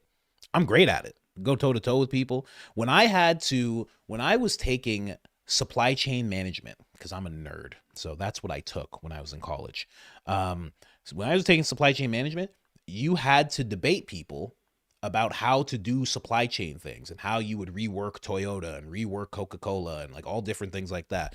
And I had to debate Coca-Cola executives. Actually, like, I'm not making this up. I had to debate Coca-Cola executives. I would win every time. People who were supposedly really smart. I'd handle business. That's the clip, Lance. I know I said that a lot, but you got to figure me out, man. I bob and I weave, right? I get into the stories and I just, you know what I mean? I didn't plan that dragon thing, but then I thought, you know what? Let's pull up a picture of a dragon, you know? Got to let the creative juices flow. Anyway. Hope you guys are having as much fun as I am, you know? I really do. Right? I'm having a great time, but you know, just saying. Me versus Charlie, I would be more inclined to debate Charlie. I'd be like, okay, we can do that. Candace, I'd be like, nah, I'm not doing it. I don't want to. I debate Destiny. I would debate so many other people versus against Can. No, I wouldn't do it with Candace. Not at all. Diligent Dennison, if you don't know, solid source. I say it all the time. Solid source out here. He blew up, man. How many subscribers do you have now? He has 186,000. He follows me? Wow, I didn't know that. I should get him on the show. I didn't know he followed me. You follow me? Okay. I was following this guy back when he had like 1,000 followers. And that was just like 4 months ago. Maybe 5 months ago. This guy is blown up, man. Solid source all the time. Solid source. That's why when I saw him debunk the Erica audio thing, I was like, okay. Because he is yet to fumble anything. And if he does, he's so quick with the correction. It's crazy. It's nuts. Bullet fragment recovered in Charlie Kirk after Miracle Bullet story from Turning Point USA. So now we're starting to realize it's a fragment. We're also going to play Baron Coleman talking about this thing because I think he has one of the best takes on it because of his experience in law. And then I'm going to talk about the defense team because I think they're a little fugazi. A defense motion in Tyler Robinson, Charlie Kirk trial revealed the prosecution claims that a bullet fragment has been recovered from the body. Andrew Colvette, Turning Point spokesperson, let me make sure you guys can see this. Turning Point spokesperson said the surgeon said the 30-06 rifle bullet was miraculously lodged in Charlie's body after the hit, intact, now fully intact, but now it's a bullet fragment. And this is an article that he's showing after gaining access to the underlining motion. It was revealed that it discusses the attaches for a 4-page ATF report on a comparison between a bullet jacket fragment recovered during an autopsy. So it seems that there was an autopsy, guys, just in case we're still wondering about that, because that was a big thing people were wondering about. During an autopsy of Charlie Kirk, and rifle recovered by law enforcement. The motion from the media reads. So that's what we got going on there. I'm waiting to see Sam Parker's take on it, because he's right here saying, But I think he's saying, for the same reason that Barron was kind of flipping out. Because Barron's like, what's going on here? This doesn't make any sense. So basically, the whole bullet wasn't lodged in Charlie. That's not what happened. There was a fragment. Now, what does that actually mean in terms of bullet? Now, I know they were at one point recently saying that it could have been I think it's flangible. Is it flangible? I'm pretty sure that's how you say that word, which means that it's meant to actually go in and break up. That's supposed to happen. That too goes against what Andrew said, and it was revealed, just to say, Dennison is saying that Andrew Colvett said this, said that the surgeon said this. We all know that it was revealed that Erica actually said it and told Andrew to say it and say that it was from the surgeon, but the surgeon came forward and said he never said anything like that. I mean, it's just a crazy story. Absolute crazy story. Andrew's a spokesperson. He shouldn't even be listening to Erica. Like, am I wrong to think that? He shouldn't even be listening to her. He should be like, no, I actually tell you what we're going to say.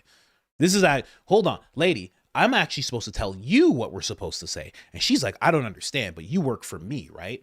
Charlie, you were Charlie's employee, and that means you're my employee now. That's what I thought that meant.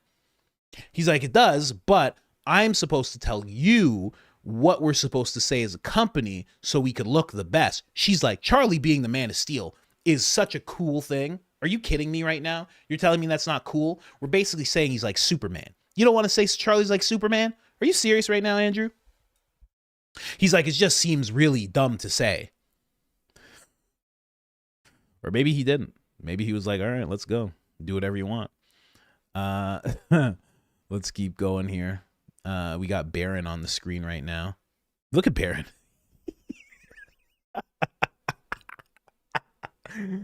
Oh, man. Baron's pissed. He seemed like he was going off about this a little bit. And again, it's because he has the experience, so he can really... It's not just him reading a thing and being like, okay, this is my reaction. He's thinking about how he would actually do it in this position, right? Maybe he should. Baron, why don't you actually go to Tyler Robinson and be like, listen, can I take over? They might do it. Just tell him you're LDS. It'll be fine. I want to go to totally switch gears. Put Tucker to the side.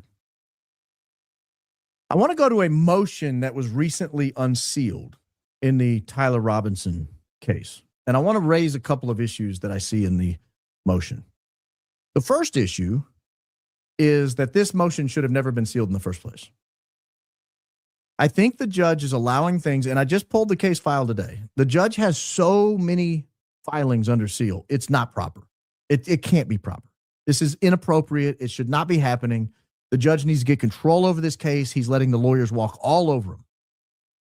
So that's the first thing I want to raise. The second thing is, in this motion is disclosed something we didn't know. And it has to do with a bullet fragment, a bullet jacket fragment that was recovered during the autopsy. So I want to get to this. Let me see if I can make this a little larger here for you.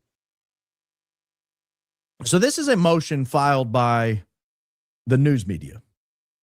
And you got a list of all the people here. Salt Lake Tribune, you've got some podcasters, you've got some, I don't know who these people are, but newspapers, local news stations, just a whole smattering of people, national people, CBS broadcasting. I mean, there's big and small in here. But this is the news media's memo opposing the motion to classify the defendant's motion. So the defendant files a motion, Tyler Robinson. He says, we want this motion under seal. The defense files the motion to keep it under seal, which I think is lunacy, by the way. I'll explain why in just a second. The state comes by and says, what are you talking about under seal? This should not be sealed. This is not proper, Judge. And then the news media jumps in and says, hell no, this isn't proper. So they come on the record. You got this motion to seal all these things. And he says, the lawyer here says, the news media was unable to thoroughly address the merits because defense counsel refused to provide the underlying motion to the counsel, meaning it's so sealed, we won't even give it to the lawyers. That is it is such bad faith on the part of the defense. The court finally had to rule and order the defense counsel to turn it over, and they finally did. So I'll say right there, I am rapidly losing faith in Tyler Robinson's defense team, if only because of some things that are disclosed in here. Mainly, everything in here tends to, I'll just spoil the surprise. I'll go ahead and tell you up front what the conclusion is. Everything in this motion tends to exonerate Tyler Robinson. If I'm the defense counsel, baby, I am running with that. I'm providing copies to all media outlets and podcasters. I'm broadcasting it. I mean, you can't go and hold a press conference and say, see, we told you so. Here's all the exonerating evidence. You can't do that. But if you have evidence that's exculpatory in nature, why would you want that hidden? Why? The other side is going around saying it was Tyler Robinson and Tyler Robinson alone. It would be nice to have a little press in favor of your guy.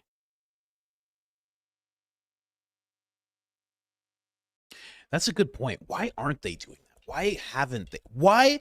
Forget about me or all these other people. Why not just give it to Barron? Just Barron. Like, how do you, I guess they could just not know about Barron, right? But how do you not think, right? Let's say they do know Barron. How do you not think we should give this to this guy? This guy seems to be not quite on our side, but he's definitely not on Turning Point's side with a lot of different things. He'll probably take this information and show it to 300,000 people as quickly as within 24 hours. That's how many people he'll show it to. Maybe we should show this to this guy. Communicate with this guy a little bit. Why wouldn't they do that? If you give it to me, I'll make fun of it. I'll be like, you never know. This defense person came to me today. I'll make fun of them. And then Fleet will put them in an animation. So I don't know if you want to come to us, but Barron, come to Barron. Go to Candace. Why aren't they doing that? Go to Ian. Like, they should be thinking about that. You know, the same way politics realize that podcasters are the place to be in terms of like doing interviews and like getting their points across of what they're trying to do. Even though they're lying most of the time, as we've learned, it still makes sense for them to do it and come to these podcasters. It's weird that they haven't. You know, they haven't really done anything. But I'll talk about what I think about the defense in a second. I want to show you the key here. The underlying motion and the evidence it discusses belie any argument that the public access would lead to bias and tainting the jury pool. In other words, that's what the defense counsel argued. If we file these things in the open, the press is going to get a hold of it, and it's just going to make our client look guilty.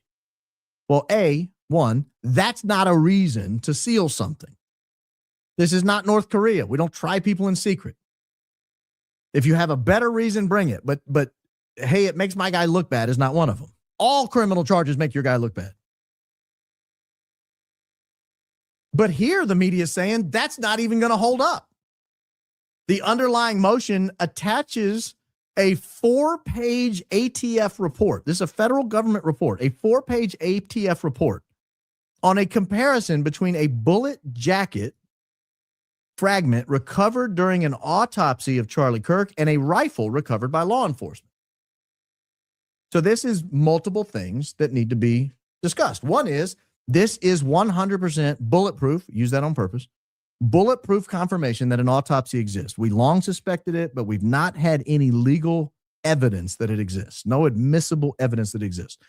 I think this qualifies. This tells us that there is an autopsy. And because there's something recovered in that autopsy that's controversial in nature and almost certainly, hopefully, will be used by the defense, the autopsy should come into evidence. So we will probably get details about what the autopsy showed. That's my guess. If this goes to trial, we probably will hear about the autopsy. So that's breaking news item number one. Well, breaking news item number two, really. News item number one is the defense is trying to hamstring their guy, and I can't understand why. I would want all the positive press I could get from my guy if I'm the defense lawyer. For some reason, his defense counsel does not, but that's neither here nor there. The second major news item is there's an autopsy. It exists, and we likely will hear about it in trial because there's something in it that each side's going to want to argue their version of. In order to argue your version of a fact in the autopsy, you got to produce the autopsy. So we probably will see this. But what is the conclusion that the ATF report draws on the fragment? The result of the comparison was inconclusive. In other words, this bullet fragment was examined by the ATF, probably put under a microscope, probably looked at all the striations on it, looked at the size, the grain, the caliber, looked at the material it was made out of. You know, inside a rifle barrel, particularly an old rifle barrel, which we're told this is an old one, you've got rust, you've got chemicals that were used to clean it, you've got scrapes that are made on it when you're cleaning the rifle barrel. You might have certain types of pollens and dusts and things like that. The bullet will twist. Different barrels have different twist rates depending on what grain you're shooting. Well, your grain should adapt to the twist rate of your barrel, rather. Your grain should be selected based on the twist rate of your barrel. Let me word it that way. And then that twist will leave certain marks on a bullet as it travels out of the barrel. The chemicals in the barrel will fuse to the bullet because of the intense heat and pressure. They will all become one. It will plasticize onto that round. And then you can recover that bullet. You can examine the rifle barrel and you can make comparisons. Could this bullet have been fired from this barrel? This says it's inconclusive. I think that's probably very favorable. I think it's very favorable. I think it means it probably wasn't fired from that barrel, which raises a whole nother set of issues. Man, so just to get into, you watch Barron at 1.5. I watch everything at 2.5 and 3, right? So when I hear anything at normal speed, it sounds oddly slow to me. And I don't think that's a good thing. I think that messes with your brain a little bit. It's like too much information at once, you know? I'm not a genius. I'm not supposed to be taking in information at that rate, but, you know, I do it anyway. We got 3-hour things to listen to. I still like to listen to Rogan. I don't cover any of it. You know, you got to speed things up here. But, you know, as he talks about the defense and like why the defense is doing this, hamstringing them, as he said.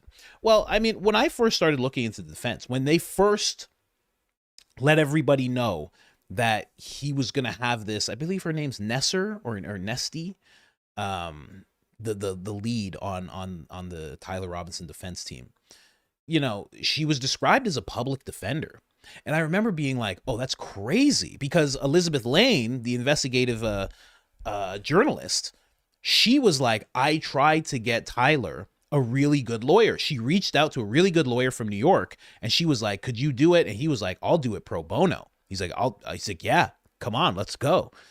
And he's a really good lawyer. And when she tried to introduce this to his family and just to, you know, everybody involved, she said she got yelled at. She said they were very angry with her for suggesting to have a lawyer who's outside of Utah, which doesn't make any sense at all, because I think even the prosecution has people who are from outside of Utah. Maybe I could be wrong about that. But she got yelled at. She was very angry. Everybody was very upset. Then they get this public defender, and I'm like, why would you want a public defender? Like, I remember back a whole other lifetime ago when I knew people who were constantly in and out of court because of various things they did or didn't do, you know, up to them to find out. When they would have a public defender, it would be like, oh, bro, I'll see you in 3 years. I'll see you in 3 years. All good. I'll come visit. You know, it was like a thing. You didn't want a public defender, but, you know, so you tried to scramble up as much money as possible. But then I remember looking into her, and I was like, oh, this is a highly decorated person. For them to just be calling this lady a public defender, because that's what she was branded as at first. When it first started, she was seen as a public defender, and I was like, this lady's highly decorated and very deep into, I'll say, the Utah court system, the Utah legal system. She's very well known. So I was like, why are they calling her a public defender? And why is she even, like, how did that happen? Right. And I started coming to this conclusion. I'm like, they're all pretty close knit. It seems like they don't want anyone from the outside to have anything to do with this. They don't want lawyers from New York. They don't want people who are outside of the whole Utah sphere for whatever reason. And now I'm starting to hear this thing from Barron. As I look into this story, I hear Barron talking about it. And he's saying if he was an attorney, he would be like, let's take it to trial. It's not the same bullet. Let's take it to trial. Let's go. And it just seems like the reaction he's having versus what they're displaying is completely different. And it's like, why are they doing that? Well, allegedly, maybe, perhaps, they're doing it because this is what's supposed to happen. Maybe everybody wants to make sure the official narrative is what actually plays out. Maybe they put the death penalty on the table to satiate everybody who's watching now, and then he ends up taking a plea, and then he ends up just going to jail. So he's actually, quote unquote, safe from then on out. The case is done and the whole thing's dropped. Because it would be hard to convince a patsy to be like, listen, you're gonna do this thing for us, and they're gonna. That'd be hard. That's a hard thing to convince someone to go through. Easier to convince them to say, hey, listen, this is what's gonna happen. You're gonna go to jail. Like, that's it. But the whole payment, everything's gonna get transferred. Not saying that's anything that happened, but it seems weird. His whole defense team has seen weird from the get-go. And this has made them seem even weirder. Because why aren't they coming out with this? How haven't they caught on to all the people who are talking? There are people who are like, free Tyler Robinson. How haven't they caught on to all these people who support? And even if they don't do what I was saying with Barron, where they come to him and it's like, hey, like we have some information and we'd love for you to spread it to your audience. Even if they don't do that, why not just go to all the people who are saying free Tyler and give them a little something? Give them a little bit of something. It's weird. Because the idea is you want your guy to walk free. I don't know much about this whole thing, but let me look at the chat for a second. Hey, guys. Hey, mods. If slow mode's turned on, turn it off. Turn it off. Let these guys go wild for a second, It might help. I don't know. Maybe I'm wrong. Let them go crazy. Candace lets them go crazy. People say coach's wife. Coach's wife. Hello, Miss Coach. Tell them what a great debater I am, honey. But, again, it just seems weird. Seems weird, And you know what? I always say seems weird. That's like a word that comes out of my mouth. It seems like nobody wants him to walk. I'll say that. That way it's not like alleged. I'm saying it seems like nobody wants him to walk. Not Cash, not Turning Point, not the prosecution, not the defense. It seems like nobody wants this guy to walk. Just based on what I'm seeing from an actual professional, I would consider Barron an actual professional. That's what it seems like to me. Anyway. And it seems like Candace was kind of correct. Candace said this a while ago. She said this back in, when did she say this? October 10th. October 10th. That's another weird date. That's so weird. So first one was October 23rd. That's the day that I got sober. October 10th is the day I started the podcast. October 10th, I think 2021. Or 2023 or 4 or 2? I don't know. I think 2021 when I started the podcast. That's crazy. That's nuts. That's weird. Anyway, Candace says, and this is all the way back, this is 2025, I think I've been pretty clear from the beginning that Charlie was set up. Someone removed the bullet before it got to me, to ME office, where there was only a fragment left of it. They know exactly what kind of gun it was. What kind of gun he was shot. What kind of gun he was shot? They know what kind of gun it was that was shot. And they know it wasn't a rifle from a rooftop. So, and this is kind of what Barron starts talking about in that clip as well, that he hasn't believed that whole, Tyler shooting anything. So it's very interesting that Candace said this, because it seems like from this story that's just broke that she was correct. Not to say that Candace was right, but it seems like she was right. To be clear, then she says this the same day. To be clear, that means that, yes, the surgeon explicitly lied to Andrew Colvett. This is before we had the information that that Andrew and Erica actually came up with the story. If he indeed told them that it was a modern-day miracle and Charlie's neck stopped the 30-06, there was no 30-06 or high-powered rifle involved in this at all. Who was the surgeon? So, you know, it's funny. My does he own it legally? He does. He has his license and everything. My brother-in-law, he was showing me some pew, pew, pew, pew, pew, pew, pew. He was showing me a bunch of them. And he showed me a high-powered, I shouldn't say high-powered. I say a long-range 22, right? That's what he was showing me. It's long. It was long. I was like, long-range 22. I'm like, you know, some people have speculated this is what hit Charlie. And he was like, because I was telling him the yardage. I was like, it was this many yards away. They say it was this. He was like, they use this for that. He's like, I'm like, they actually said it was closer and they used the high power 22. And he was like, huh. He's like, that kind of makes sense. You know, he knows quite a bit about things like that, you know. But yeah, it's an interesting conversation. What was that? Just yesterday? Saturday? I don't know. He lives in the sticks, so he has all sorts of stuff like that. He's not playing around. Legal, all legal. And that's the clip, Lance. We have 8,000 people in here. I know Black Papi, I know Black Nunca. Nunca, nunca, nunca, nunca. Ay. I know Black Papi. I know Block Papi, Nunca, Nunca, Nunca. I don't know what I'm saying. Baron. You're making me say something. That's so funny. Said like a true dad. Like, you're making me say a thing. I'm not doing this anymore. He doesn't get mad. He's just like, nah, you got me, whatever. I'm saying something that I shouldn't be saying. You know, next we'll get into just quickly into what Zach, aka Wolves, was talking about. You know, Zach, in that video that he made on Sunday, he was talking about Jake Hoffman, Andy Biggs, Tyler Boyer, Eddie Farnsworth, and Jake Hoffman. Yeah. So he's talking about these guys, right? And it was really interesting, the whole Arizona musical chairs, the political musical chairs that he exposed. I think for me, that was the biggest thing that I saw in that Wolves video, is that he was connecting this weird musical chairs, and then Eddie Farnsworth, whatever his name is, SD guy's cousin, I think, or relative. You know, he's uncovering that guy stopped something towards, you know, child, you know. He stopped it. He stopped the bill. He killed the bill. And it was like, why? And then Jake also stalled something within the same regard.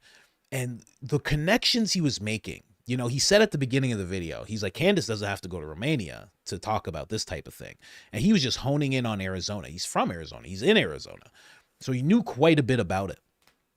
And then when he makes the connection of Jake Hoffman and VIP Homes, and the fact that VIP Homes had this lawsuit and Jake was trying to sell his house, couldn't sell his house. They buy the house for full asking price. Then they take a $25,000 loss on selling the house. And it just all seems so. And then they got him into the house earlier so he could have lived where he needed to live for a year so he could run for some public office. It was all so apparent the way he broke it down. And what it made me realize, what it made me think of was, where else is this happening? Like, where else is this happening within state level gov all over the country, where they're playing these weird musical chairs and they're all connected, but you don't really realize it because you don't fully know, because you don't look into every single name, especially when it comes to state level. A lot of people don't care about that type of stuff. So it just makes me wonder, how many other states is this happening in? But I mean, the connections he makes with that school, I think he was saying there's a kid going missing like every 2 days or something crazy like that. Then they're not securing the schools. He's linking that to Jake Hoffman, who's linked to Tyler, who's linked to Turning Point. I mean, the whole thing was so crazy. Such a good video. I mean, that guy is an excellent investigator. Maybe it was because he's in Arizona, so he has more access to the information. Maybe that's what it is. But that video was excellent. Excellent. Now, he says too many things for me to play that video. It's just too much. I got to start editing clips before I bring them to you guys so I can actually show them to you. But the way he broke down that video was excellent. It was absolutely excellent. What else did I have to say about that video? The house, the 2 schools with the kids going missing. I mean, everything. And it's just so weird, again, because these people are not turning points, right? Eddie Farnsworth, killing that Bill, Jake Hoffman. They're not Andy Biggs. I think his name was David Stringer. That guy that got caught up in those sick, twisted charges. They're not turning point, but they're turning point adjacent. Again, it's like they're all really good friends with Tyler. Tyler, like, why is there so many people who are adjacent to that organization that are caught up in this disgusting stuff? It's so crazy. How many is that now? Eric had 3. Tyler has what, 5? How many are there? That's 2 people we're talking about. I mean, it's getting nuts, man.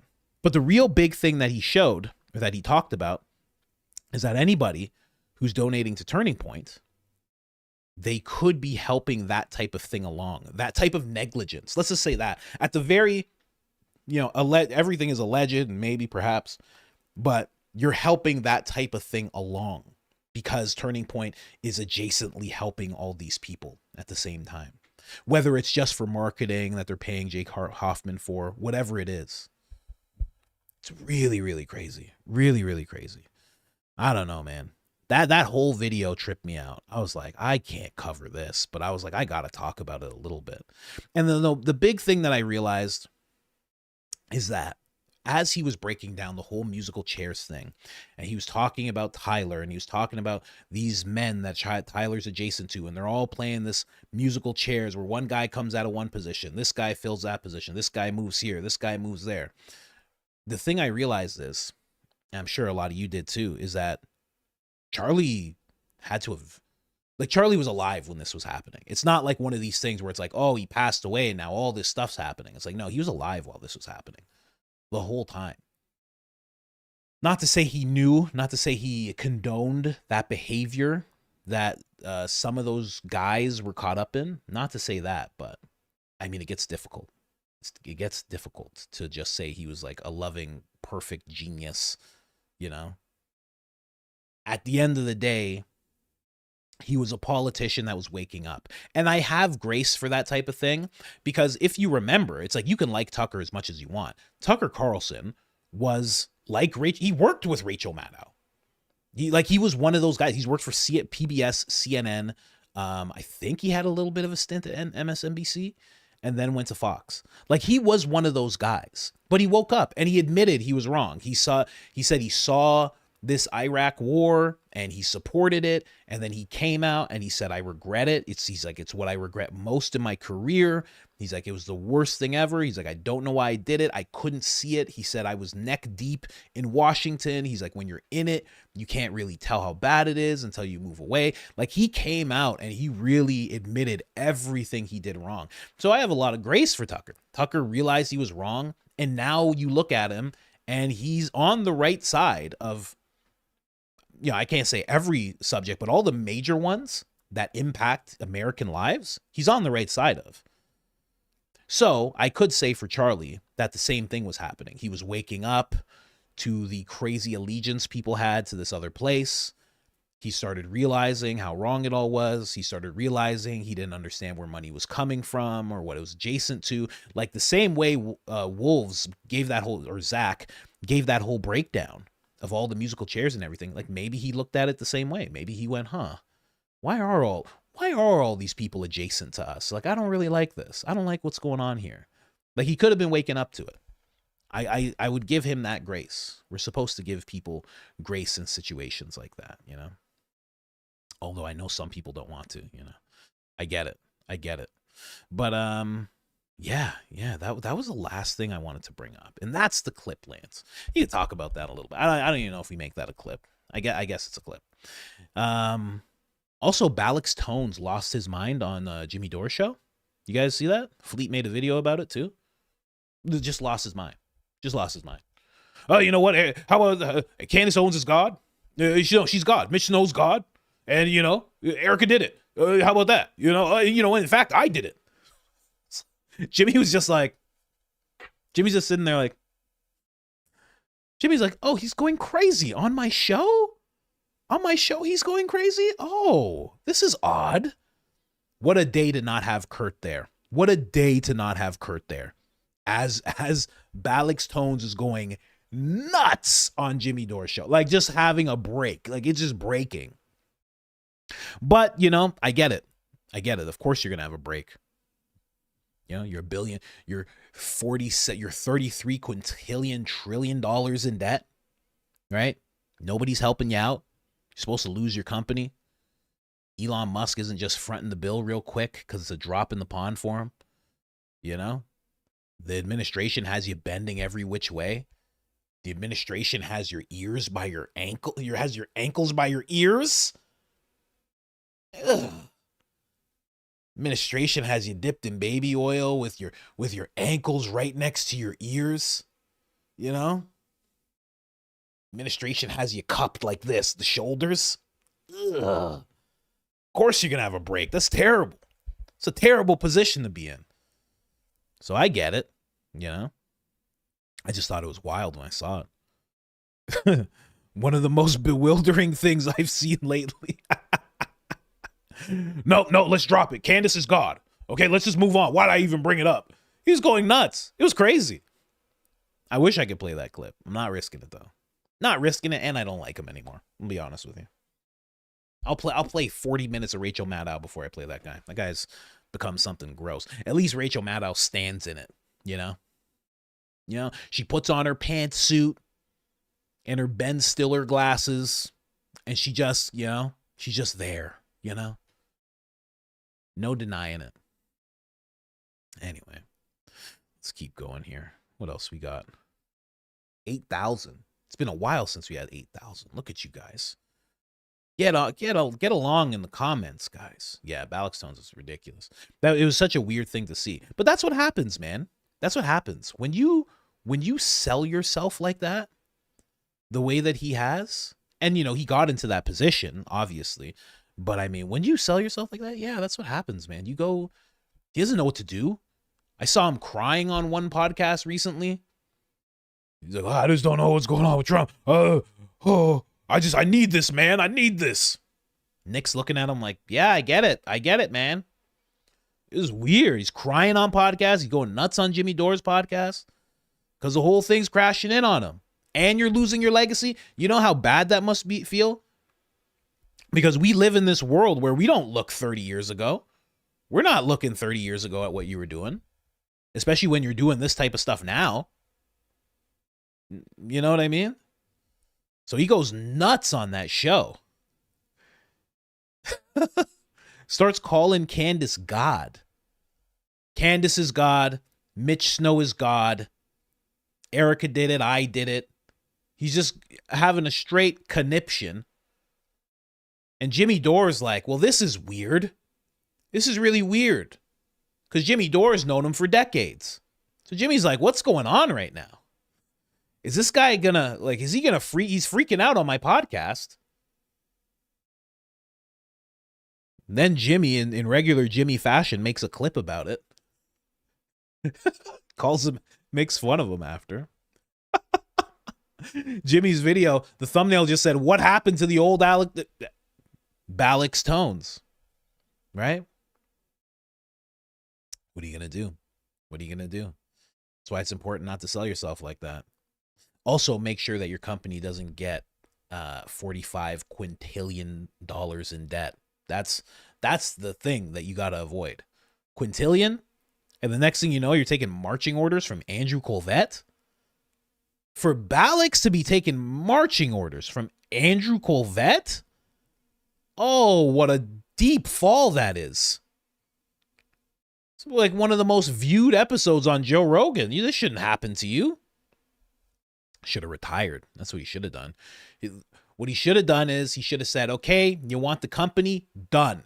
And then get 2 people. You think that guy couldn't find? I would have done it. Before all this weirdness happened, I would have done it. I would have moved to wherever he was, minutes from his place. I would have became his Savannah. I would have became his Mark. I'd do it. To have 2 people on your team and just go and just rant like you used to rant. No, he didn't do it. He didn't think about it, man. He didn't think about it.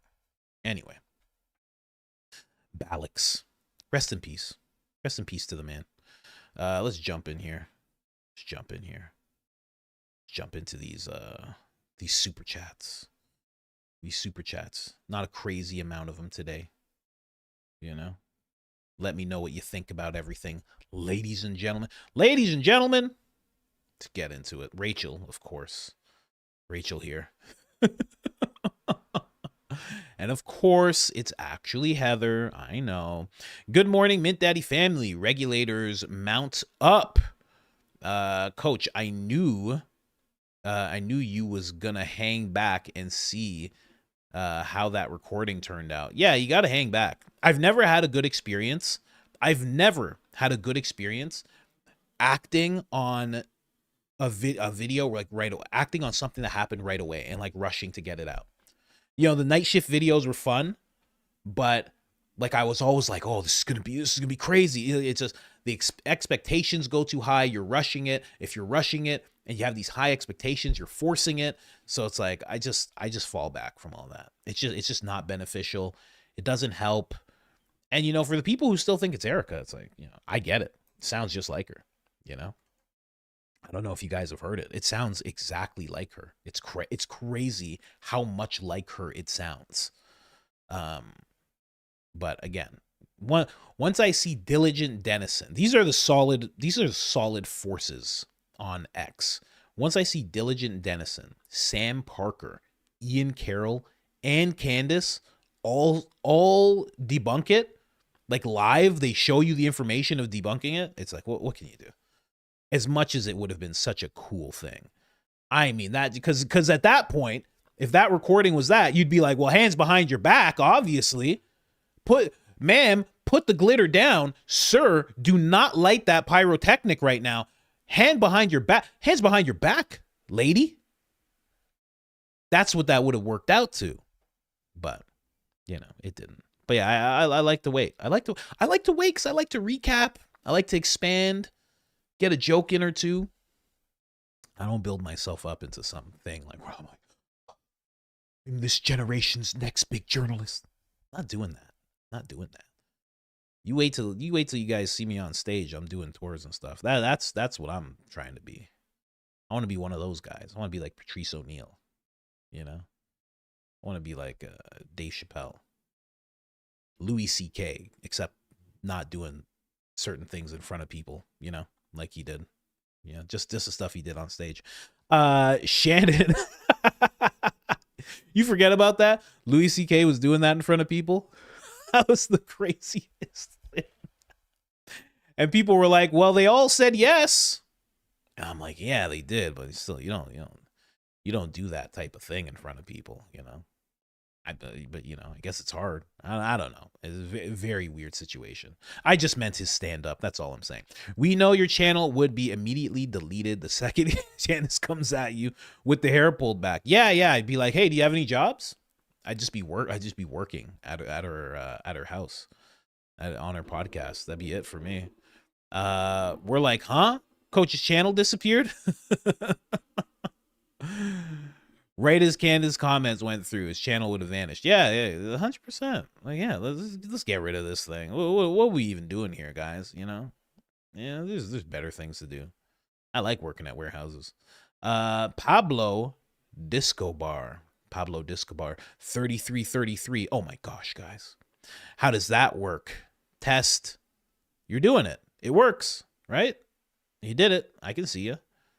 Pablo, 10 memberships. Wow. Thank Pablo in the comments if you received one of those, ladies and gentlemen.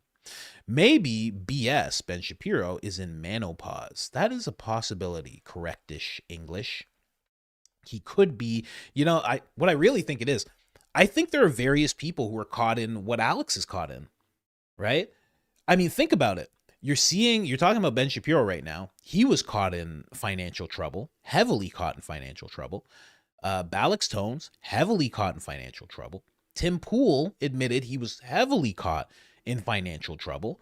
You're seeing all these people who have this thing going on. Like Tim Pool was like, hey, I might have to get rid of a show. You know, he has 30 staff members, probably have to let some people go. And he was tripping out about it.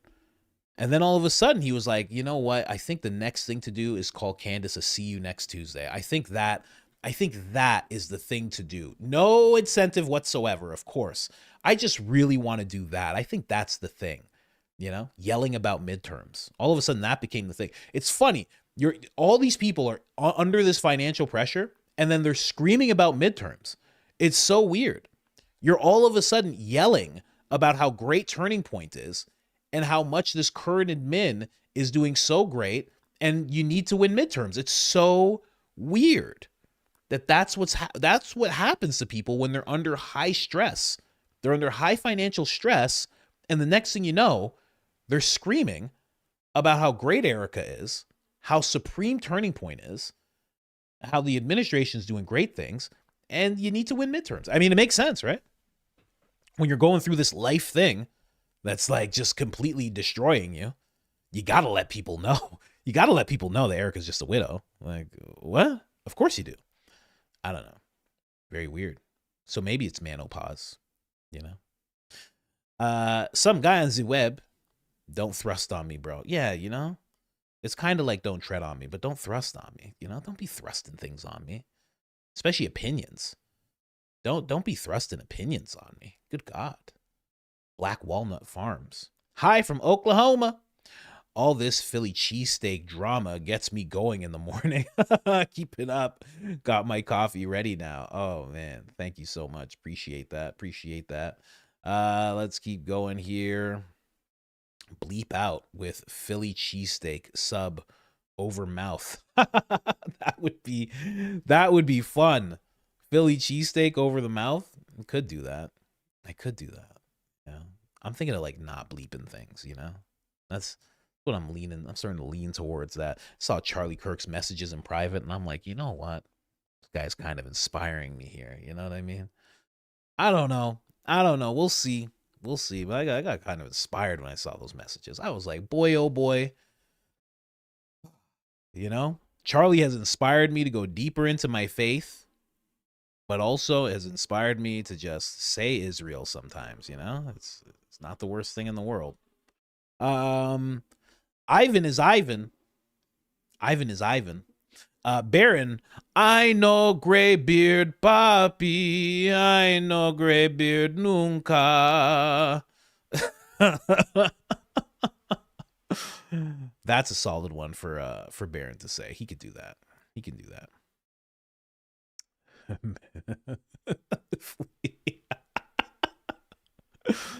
I'm just looking at I'm not even reading it. I'm just looking at the key words that I'm seeing. I'm just scanning it. I heard you cover Meg Kell. Oh, okay. I thought you were making a Kegel joke here. Meg Kell and Micro Peen Mark. But did you see that Micro cried to Prez? Oh, yeah, I did see that. To Prez Orange and got him to tweet out a love letter to Micro Peen, basically condemning. Oh, really? Meg Kell. I didn't actually watch the whole thing. Absolute C-U-C-K.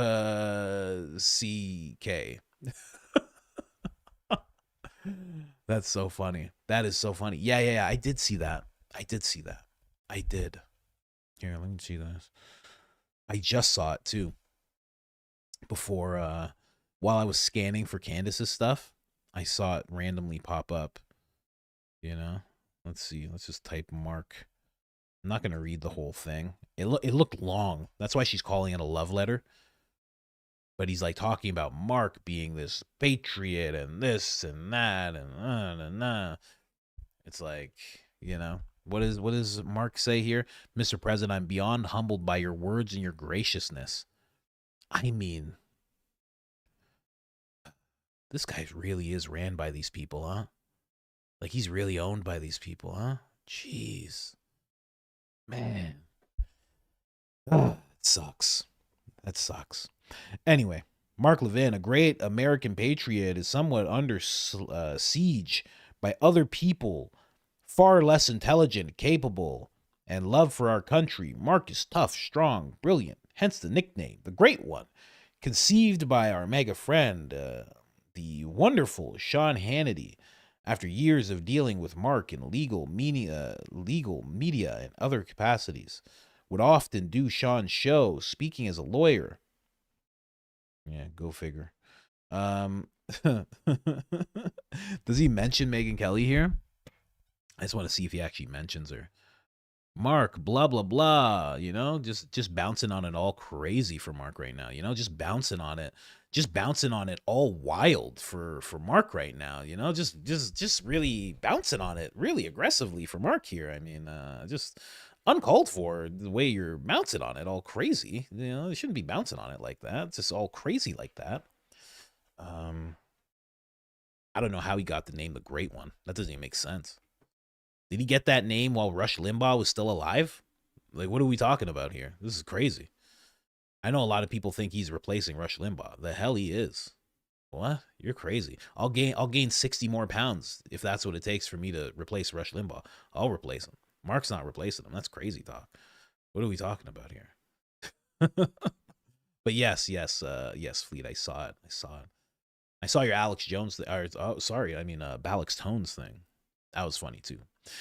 Jess says, love the show. Watching from the gulag of Canada. Like and share, people. Yes, please like. It helps tremendously, guys. Thank you so much. What part of Canada are you in?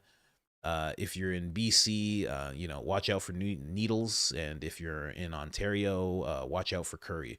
Let's keep going here. Stephen Godwin, Candace going all out on X. Expect hair up. Yeah, I don't know. I think it might be fiery today because they usually cover stuff that happens like as it's happening. Mark actually broke down how it all worked, and sometimes they'll have an episode laid out, but then something will happen, like what happened between Candace and Kim, and they will scrap what they have, or at least move it, and then be like, okay, how do we fit this thing inside and like restructure what they're going to talk about? So, and that's how she stays so current with what she breaks down. She doesn't just do the show and say, okay, let's ignore this thing that just happened. They say, no, bring that thing that just happened in here. So we might just see her discuss Kimberly. She might just go on a little side quest and just out this Kimberly lady, like real hardcore. Like, in fact, I want to see if Candace even said anything about this. Let me see. Has Candace said anything? And guys, by all means, tag me like Luna did if you see anything like that. People are already posting clips of what I'm saying. You're good. You guys are crazy. Did she say anything? Okay, she hasn't mentioned anything yet. You know, and sometimes at Candace, you go to replies, and then it's a whole other world. It gets crazy. You press replies. Let's go this. Kim even got, oh, man. So, why don't you debate her? Wow. Someone called Matt Walsh the P word and said, why don't you debate Candace? Damn. Matt Walsh. Get back to work, Matt Walsh. Get back to work. Love Erica like you love Israel. Anyway, so the CIA guy lied to Iran, and now he's targeted controlled opposition. Where there's poo, there is an What a saying that is that you have there. I've never heard that one before. No, I don't think he lied at all. And I think I guess you were watching and you completely misread what I was saying. Just so you know, here, I'll go back. All of these things that I showed you here, all these people breaking down what Tucker was talking about, or what happened with Tucker, this was all BS. I'm so sorry that some of you are in that Joe position in life. All of the things that I was showing you, all of the things people saying, just trust the plan and it's 5D chess and he knew exactly what he was doing and he had the goods on Tucker. All of that was BS. I'm so sorry. I didn't realize.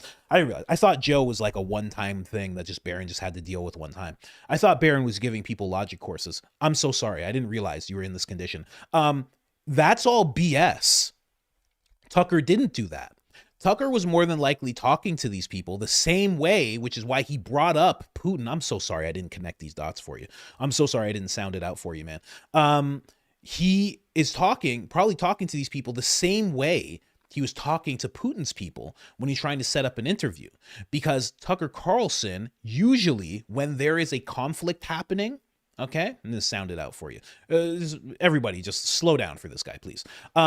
So Tucker Carlson will usually, okay, when there's a conflict happening, he likes to interview the leaders or someone in a position on the other side, in the other country, so you can really hear what it is that they're trying to say. You can really hear their side of things. That's why he sat down with Putin, because we were hearing what Zelensky had to say and we weren't hearing what Putin had to say. So he wanted to sit down with them and see what all that looked like. They spied on him because of that, and they stopped that interview from happening because they didn't want you to hear anything counter to what they were putting out there. And this is very much the same type of thing. They don't want you to hear, and I'm not saying like it's not like America's losing or anything. Definitely not. I mean, like come on, like their leader's gone right now. I mean, he's gone. Like he's pink mist. He's gone, and the mist is settled, and they can't find any part of him. I mean, he's gone. That's it. Just pictures. He's pictures and thumbnails now. That's it. That's all he is. Right? They don't do t-shirts over there. So it's not like they're losing or anything, but they definitely don't want any counter narrative to be able to pop up. Okay, so they're doing this thing to Tucker again, and they're going a step further and being like, let's not just stop this interview from happening. Because last time we did that, we stopped the Putin interview, but it still ended up happening. Let's just stop this altogether and potentially get him arrested so he can't do anything like this. I'm so sorry. I don't factor in. I always think I'm the slowest one when I'm doing this whole thing. I didn't realize there was someone slower than me. I'm really sorry, man. There you go. Thank you so much. And you know the old saying, right? Where there's poo, there's an a-hole. Just saying. That's nice. Anyway. Wendy, that Tucker laugh. Thanks for always making me laugh.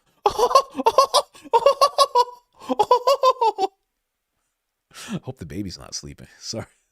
Sorry if the baby's sleeping, honey. My apologies. That laugh is crazy. I have a friend who's a comedian. He does a great Tucker impression. I think somebody even played his impression for Tucker, I think. It's I think Shane Gillis played it one time. It's a crazy impression. Guy's name's like, I'm so sorry I can't remember your name, bro. Alex DeWitt. I've done shows with that guy. He's a cool guy. Some podcasters need to step back. Candace Owens owes no one an early release of anything. If they want answers on CK, focus on their own investigation, not picking apart everyone else's. Project Constitution coming at you. Grrr. Wow. The growl was very unexpected.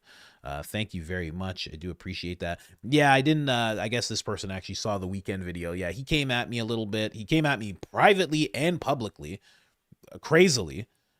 I asked him what his problem is, why you would do that publicly. That's not a cool thing, especially after we talked privately and kind of like came to terms. I was like, well, I'm not doubting you. I just can't find it, and I'm just looking for it. Then he comes out and says, you don't know what the F you're doing, bro. It was such a weird thing.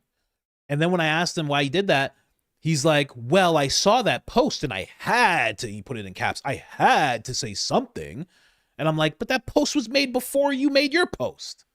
What are you doing? Because I had that information before he did. And I still waited. You got to wait sometimes. Got to wait. Never know. You just never know. Especially if it's the biggest story in the world. Like if you're a creator and it's the biggest story in the world, it's like, I don't know. like I think you could still cover it. Like if 4 people cover the biggest story in the world, I think you can still like step in and like give your perspective. So it's like, you don't have to rush, Your Canadian starts off great. Not all say a boot. You're saying that they don't all say a boot? Well, it's a hard thing to know, right?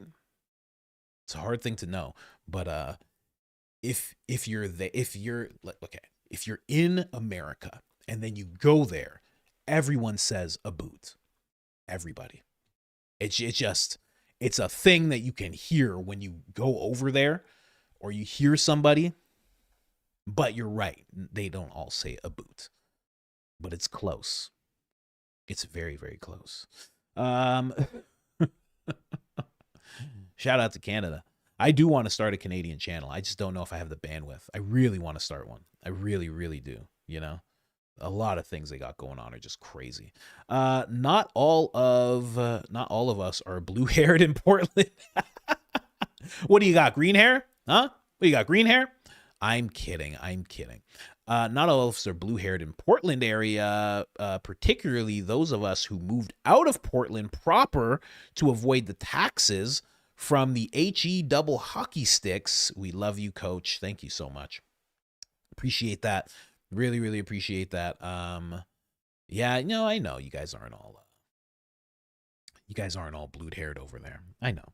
Just like everybody's not like, super progressive in like New York City, because there's like 500,000 people that will listen to the show out there a month. It's pretty crazy. Same with LA. I was so surprised. New York City and LA, top 2 places that watch my stuff. So there's different people everywhere. I know. Holy Fire Luna. Yeah, thank you so much. That tag worked out perfectly. I saw it as we were recording, and I was like, hold on. Somebody says they want to DM me, ask me about something on my wall. They're pictures, man. I've explained these pictures so many times. They're just pictures. Don't worry. It's okay. There's no hidden message there. Not yet. Maybe the next picture will be a hidden message. You guys will have to solve it. Kelly Warren, as of 17 minutes ago on X, Candace is going after Kimberly again. Yeah, I know. Too funny. Yeah, I think that's gonna pop up on the show. I got to be honest. I think she's gonna go hard. I think those two have never gotten along. Both conservative. Kimberly was like running for some kind of office. I remember, maybe it was Congress. She was running for something, and her and Candace just never got along. Never. And you think they would, because they're like both on the same side of things. They just never got along at all. It's been a mutual hatred between those two for a long time, really long time. Can't stop laughing this morning. Love you, Coach Colin. Short Coin, thank you very much, Short Coin. Truly appreciate that. Keep on laughing. What an amazing friend Candace is. Too short for your ass. Oh, too short for your sass. Okay, sorry. I thought it was something else. I'm sorry. I thought there was something else going on there. What an amazing friend Candace is. Yeah, could you imagine having a friend like that? How great that would be, right? Something happens to you, even with Megyn Kelly, right? Their friendship is clearly forming. Like there's something forming in their friendship, quite a bit. I think we're gonna see Candace on Megyn. I think we're gonna see her on. I think they're gonna do a show together soon. Maybe not having her on Candace's show, but I think she's going to be on, I think Candace is going to be on her show soon. Because you kind of have to be, to really put a stake in the ground and to really like make it real vocal about what's going on with you. Like Megyn needs to have a moment where she talks about what's going on, just like Charlie did. When Charlie was like, I'm getting text messages to this phone while he was on Megyn Kelly's show. She needs a outlet to do that on. And who better to do that with than Candace? But Candace is really stepping up to bat for her. Like Megyn's not calling for it or anything. Could you imagine you're having it out with somebody and you're not that good at it? You're like not that well versed. You're like, oh man, this Twitter stuff is real. And then all of a sudden Candace just drops text messages and paragraphs for you. You'd be like, I won. Oh, I didn't even realize I won. Oh, okay.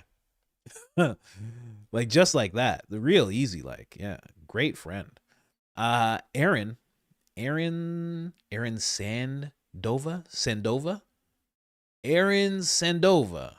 I don't know, whatever. Just kidding, or no offense equals free pass speech.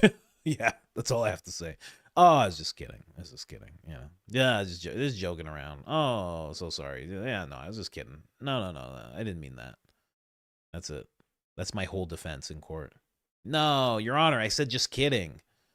I said just kidding when I said that. Yes, I make fun of her putting sparkles all over herself. Yes, I do. But it's just kidding. We're kidding. No, I don't tell that fleet person to do it. I don't tell them to do that. No, I was just joking. Case dismissed. He was just joking. Hit the gavel. Mid-debate with Candace Owens removes dossier on your entire family lineage. I found evidence your father was an asset for the CIA. Yeah, right? Like, just like that. That's what she would do, My dad was in the Air Force, too. He was a paratrooper in the Air Force. I have no idea what he had access to. He could have access to all sorts of stuff.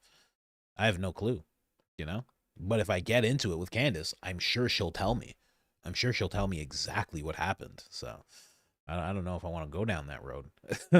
Chantel Sherry, 99, the 2-day delay from Candace responding to Kimberly was to check with her attorney to confirm proving malice tweet nulled. Oh, wow. You might just be right. Confidentiality agreement. Attorney probably said all clear. Here's the deposition video. Oh, man, you're right. That's probably what she was doing. She was probably just figuring out if she could say what she needed to say. Wow, could you imagine? That's what I'm talking about. That's what you don't want to deal with. You don't want to deal with you say something to somebody and a clear 48 hours goes by and then they check around. They have something so big to say that they got to check around with attorneys first. And then they get all clear and then they say it to you. You don't want that issue in your life. You don't want that. You don't want someone like that thinking about you. Huh? That's what I'm trying to avoid. I don't want any smoke, right? I'm glad she just thinks the battle bun thing is funny. Imagine she didn't. Imagine she was just like, who said that? What was his name? Savannah? Coach Colin? You don't know anything about my hair. And don't you ever comment on my hair again. Could you imagine? I'd be like, oh, ah! Who are you to comment on my hair? Stop putting me in your thumbnails. I'd be like, oh God. Tears. Moira. What's going on, Myra? Thank you for being here again. Just putting this here so we can all hear that. And one more time, I had Baron try to say Moira, but that also failed. That's so funny. Yeah, he's not going to say it. He doesn't know. That's like a natural tick I have when I see the name. It's just I say it and then I'm like, oh, I have to say it louder. Moira. I have to do it. I was saying it before I even knew. I'm telling you. I've been saying it for a while. Anyway, Corey, Baron's just gonna be like, Moira.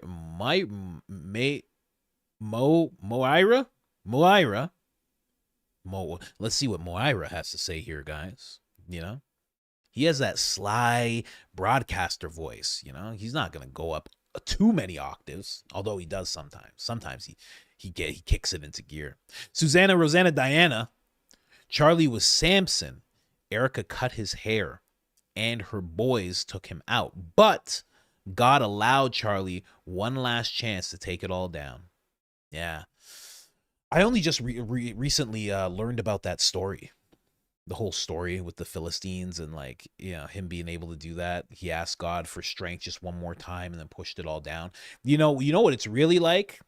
As you say that, God allowed him one last chance. It's like Charlie getting hit was that last chance. Like him passing away was like that last chance. Like, this is my last push. I didn't realize this is my last push. Literally, because Samson pushes on these pillars. This is my last push to take these people out who's betrayed me. Yeah. Hopefully it works. And Candace is the pillars coming down on people's heads. That's exactly what Candace is, man. But yeah, good. Always amazing comments from Susanna, Diana, Rosanna. Always. Every single time. She doesn't miss. Never seen her miss. Not once. Market Cowboy. Images of Melissa. What is this? Melissa Andre are getting old after removing the necklace came to mind when you mentioned having just one debate with Candace. Who is this? What is this word? Melissa Andre? Who is Melissa Andre? Melissa Andre getting old after removing the necklace. Oh! Now I know what you're talking about. That's a movie. Why do I know that scene? Somebody removes a necklace and then gets really old. Why do I know that? I don't even know what that's from, but I know exactly what you're talking about. Yeah, you remove that necklace and all of a sudden, that's what happens to Hollywood people. Hollywood people, they're like, will you accept being dipped in baby oil? This is your annual dip in baby oil. Do you accept? They're like, I do not accept. I do not accept. The next day, they're like, you know, walking around all frail and stuff. That's why you see dudes who are like 70 years old in Hollywood. They're like, hey, what's going on? Ha! How's everybody doing? Ha ha ha! They just get dipped in that baby oil. That's how they get baptized in Hollywood. They get baptized by baby oil. It's ridiculous. Jay Lopez, third-party group should be created, and Candace, Tucker, Coach, Ian, Barron, Lionel, and some other truth tellers and holders should run as a third party for the people. Oh my gosh, that'd be crazy. That'd be nuts. That sounds like too much work. That sounds like a lot of work. You know, a lot of work to just get shot, you know? You know what I mean? It's a whole lot of work just to just to end up, you know? It's a lot. It's a lot. I'm just saying. That's a whole bunch of work to just end up like, you know what I mean? But I hear you though. It'd be fun. It would be a fun thing to see happening, right? Very fun thing to see happen. Third party, the independents, the tinfoil party. The tinfoil party is here. You know. Pablo again? Pablo Disco Bar?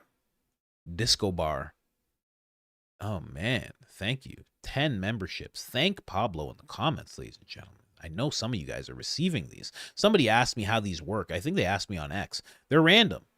Pablo doesn't get to pick who they go to. I don't get to pick who they go to. You just throw them out there and they just start landing on people's heads. That's it. That's how it works. Charlie was a genius and poised to be the next president of the United States, but clueless about his wife and Turning Point's corruption. Come on. Yeah, I know what you mean.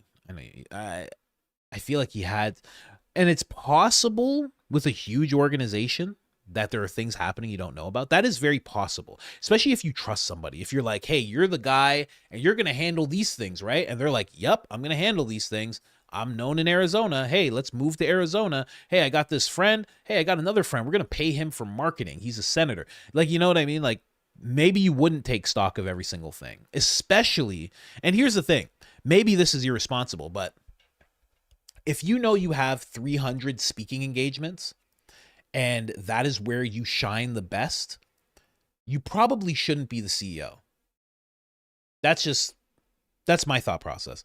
Because being a CEO takes so much bandwidth that if you're on the road constantly doing these speaking gigs all over the world, you're going from Korea all the way to Texas, all the way to the UK, you're doing all this stuff all the time.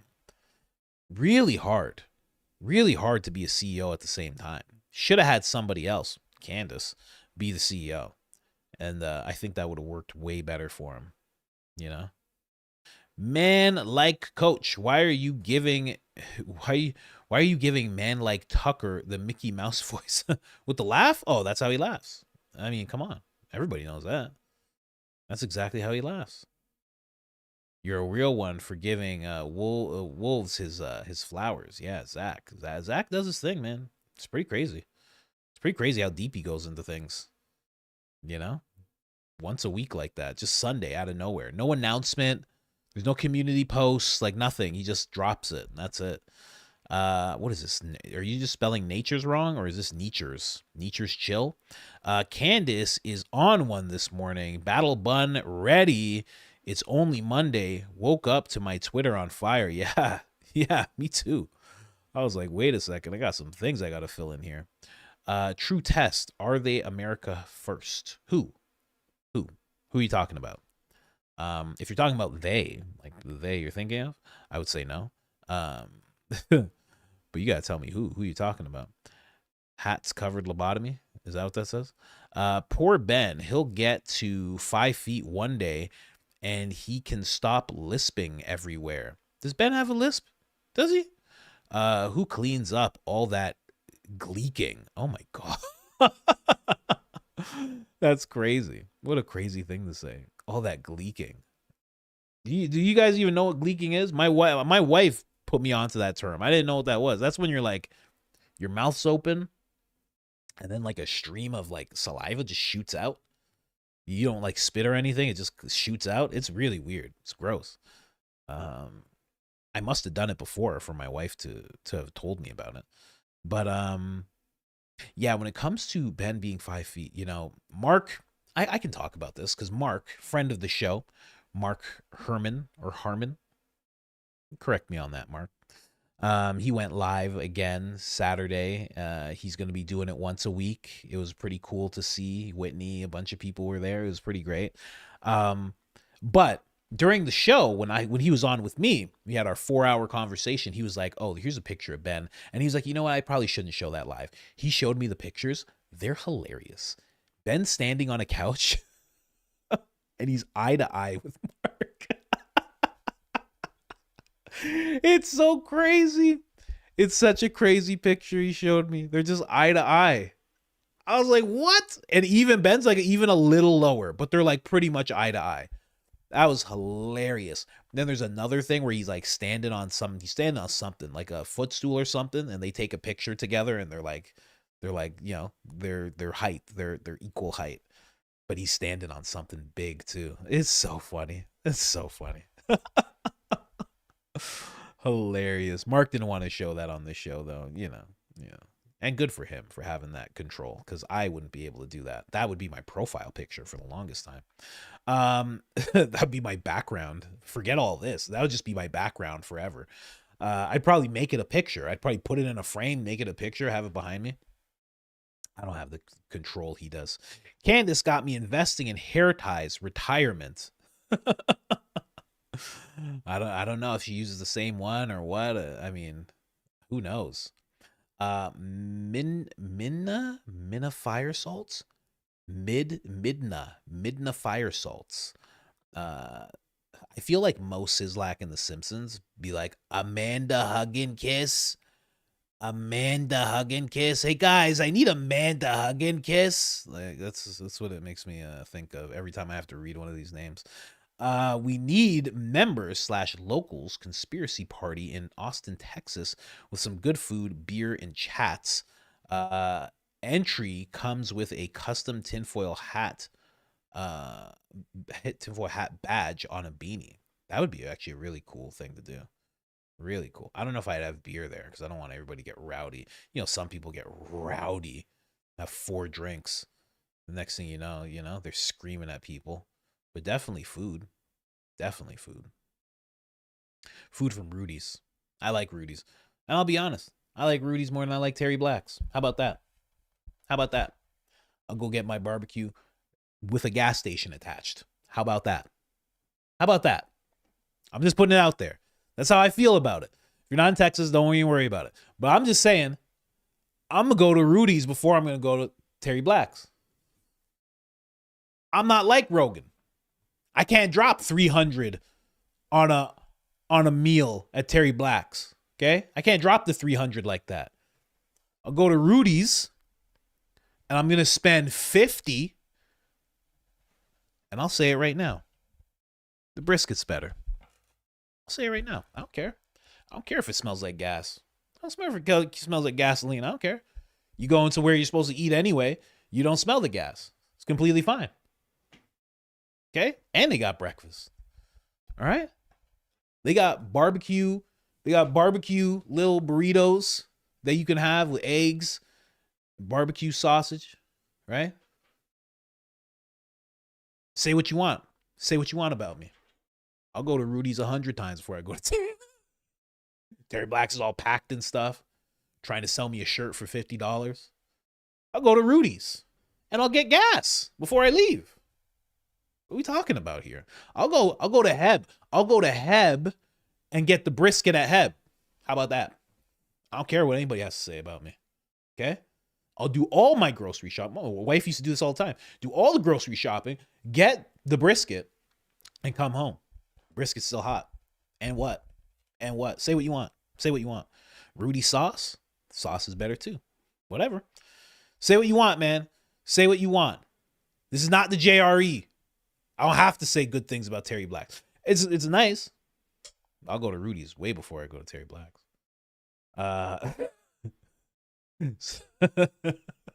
People who know who those places are, they're losing their mind right now. Or maybe some of them agree with me. What's wrong with Rudy's? What's wrong with Rudy's?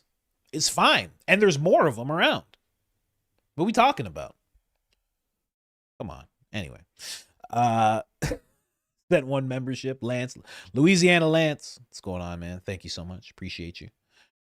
Bina baby. Bina. Is that how you're supposed to say that? Bina baby? Is that what it says? Can we all call it long form Laura's, please? You don't like being called a Larry? What's the problem? Huh? What's the issue? You got an issue? Yeah, we can go long form Laura's. Brooke Weaver sent one membership. Thank you very much. We're doing the memberships tomorrow, 6 p.m. I'm hoping Candace doesn't. Candace usually goes on later. That was my plan, is if I did it 6 p.m. EST, 5 p.m. CST, that we'd be good. Candace would just be finished. So maybe I should do it kind of like what Baron does, because I know Baron's not supposed to be on that day. Maybe we should kind of do it like the way he does, where she ends, or we figure out when she's going on. That way I know if I just go an hour out, I know she'll be done, and we'll do it like that. Maybe that makes the most sense. Because, you know, I don't want Candace to have to compete with me. I mean, I'm kind of a big deal here, so there's like 300 people in the members.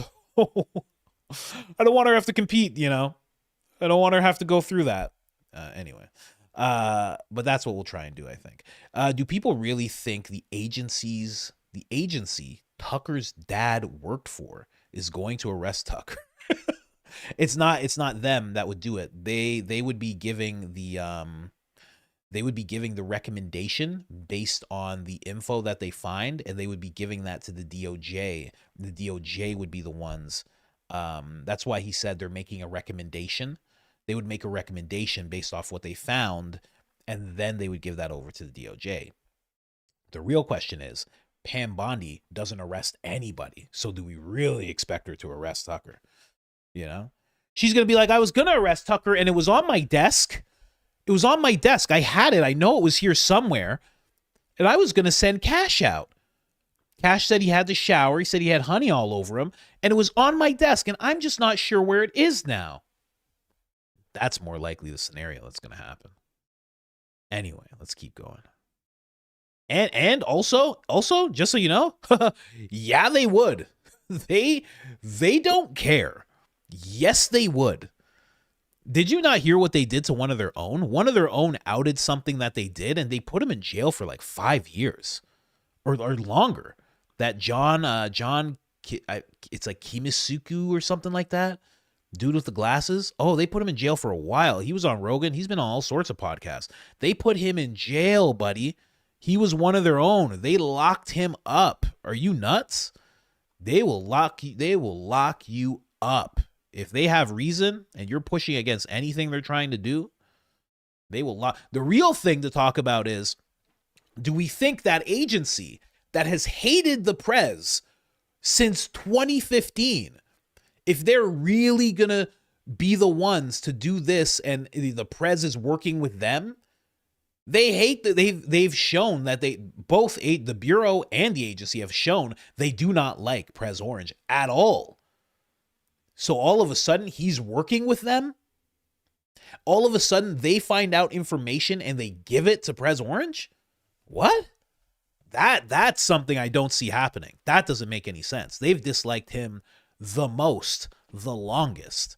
They really don't like him because he's been so disrespectful to them. So I doubt. I mean, it doesn't even make sense that they would be giving him information. I mean, his last term, they held so much from him. Both the Bureau and the agency held so much from him. And when he would say to do something, they'd be like, we'll hold on. We'll hold on. He's old. It's his first term. Maybe he'll croak or something. I don't know. Like, let's hold on. They really didn't like him. So Louisiana Lance, once again, you know what? Make that a clip, Lance. What we just talked about, 2 hours, 39 minutes, 2:39. That's a clip right there. 2:39 minutes. Clip. Writing it down. Clip that. Do it, Lance. Thank you so much. Oh, we got more that popped up. Hold on. Got to roll back up here. Let me roll back up here. There we go. Here we go. Jess, Alberta, whoop, whoop, born and raised, bud. Texas of Canada. Yeah, it is. 100% it is. 100%. You know why? You know why it really is? It's not just the people. It's the people, but also it's the fact that they could survive on their own. And Texas could survive on its own if it needed to. If it really needed to, right? They already have this history of them needing help with the Apache and nobody else coming to help them. And Texas had to just handle it on their own. So they already have that rich history. Now their GDP is just massive. If they really wanted to, for some reason they felt like they had to, they could survive on their own. And Alberta could definitely survive on their own. Alberta could cut a deal with America when it comes to oil. They could say, we're not a part of this country anymore, and they would be fine. Because all of a sudden, they'd have this surplus. Because right now, Alberta sends all this money to Quebec. It's crazy. When you actually look into it, it's nuts. Quebec's the Israel of Canada. It's just taking all the money. It's like, where's it going? Alberta's like, what's going on? We just gave you $10 billion. And they're like, more.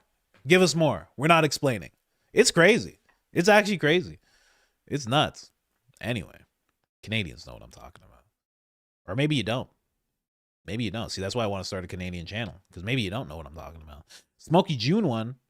Welcome to the crew. Your flavor?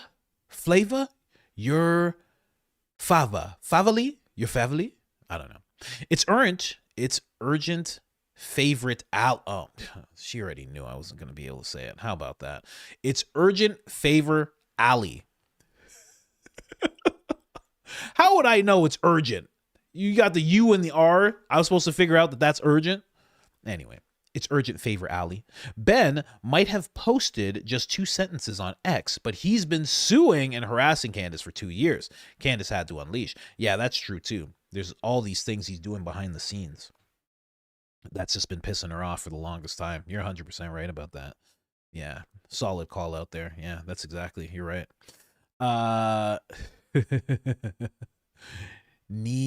What is this? Nisiga? Nesigenjin. Hey, listen, I'm going to call you 5'11". Hey, 5'11". Hey, coach, did you get a chance to look at the screenshot I sent? Was curious just your thoughts. Which screenshot? Where did you send it? Did you email it? Are you the one that emailed 3 screenshots? I feel like you are. I feel like you're the one that emailed 3 screenshots. Let me see. Let me see if I can just randomly find it. Let me see. Can I randomly find it? I don't think I can. Just randomly. Somebody said, what was your poison? I'll be sober from alcohol. Oh, I was just weed. I'm sober from weed. It was just too much. It was way too much. It was destroying my life, destroying families and stuff, or destroying my relationships and stuff like that. It was just too much, making me too lazy. Couldn't do anything. It was terrible. It was terrible. But yeah, no, I have not seen your screenshots yet, but I will let you know my thoughts as soon as I can find them. Hey, just, you know what you do for that email that you sent me? Just email again. If it's an email or if it's a message, just message me again and just be like thoughts. And I'll know exactly what you're talking about there. And I'll see it again. You kind of bump it up, you know? Because like right now it's just lost in all the emails that I get. With respect, that's what Jesus said, coach. He said, carry your cross and follow me, but he left us to do the good works in his name. Let's not forget. I don't even know what you're talking about. You didn't say anything like this the first time I saw your thing. You didn't even say anything like this. What are you talking about? Oh, man. I hope you're not just trying to align what you have to say with Jesus. But we're going to find out right now, because I'll find you. I'll find you. Hold on. Hold, please. Hold, please. Let's see if we can find this again. Where are we at? We went all the way to the top. Let's find what this guy's talking about here. I know it's not going to link up at all. I just know it. Third party. There you go. Third party. Yep. I knew it. It doesn't really link up, but I understand what you're saying. Third party. So you're talking about the party, and that's what Jesus said. Yeah. So that doesn't really link up. And you can't tell a bunch of people to go get killed because you feel like it. So that's not how that works. I knew it. Well, that is what Jesus said. So you should probably do the thing that I want you to do. You should probably do the thing I want you to do, because I saw in the Bible it said that's what Jesus said. So you should probably do the agenda thing that I have in mind, even if it gets you killed. Okay. No. Anyway, the Tucker laugh on 2-speed. Oh, gosh. Let me know what that sounds like. Clip that out if you got it. Just Julie says, oh, what's up? Member for 1 month. What's up, Mint Daddy crew? Hey, coach, in my opinion, let's see. In my opinion, that's what this is, right? In my opinion, that's what that means. For free, Charlie became aware of what was going on late in the game because he trusted his employees. What? You got knocked out. You got knocked out of the thing. Okay. He trusted his employees to do what they were hired to do. He didn't seem like a micromanager. That I agree with. He definitely did not seem like a micromanager at all. And you're probably right about that. I mean, that makes the most sense to me. Oh, also, shout out to Aaron. You've been sober for 10 years. Shout out to you. You got sober October 13th. Good for you, man. Good for you. Yeah. I think you're right. He doesn't seem like a micromanager at all. At all. Does not seem like a micromanager. That would make the most sense to me. I know a lot of people don't like that. They don't like that grace that we're able to give Charlie in that sense, but he doesn't seem like a micromanager. He would think, hey, maybe naively, maybe even just like, you're going to do what I hired you to do. But again, like I said, he shouldn't have been the CEO. If he had that much stuff to do, he shouldn't have been the CEO. He should have moved that to somebody else and then just stayed in constant contact, or a co-CEO, because that does exist as well. There are companies that do have 2 CEOs and they co that whole thing. So he could have been in constant contact with the other one, and that would have been it. But a lot of times, what sometimes it'll be structured as is there will be the CEO, and they're making a lot of the upper level decisions and vision type stuff, and they will relay or delegate the rest of the stuff to the director of operations because they feel like they can trust their director of operations. I just think he just shouldn't have been CEO. He should have moved that position to somebody else. Again, Candace would be incredible in that position. We got Cohen saying, Cohen Film saying, Fleet and Louisiana Lance, I can't get that song, Useful Idiot, good boy, out of my head. You two are awesome. Ian's dog talking. Yeah, the whole thing was amazing. Just an amazing concept, everything. Just incredible. Let's keep going here.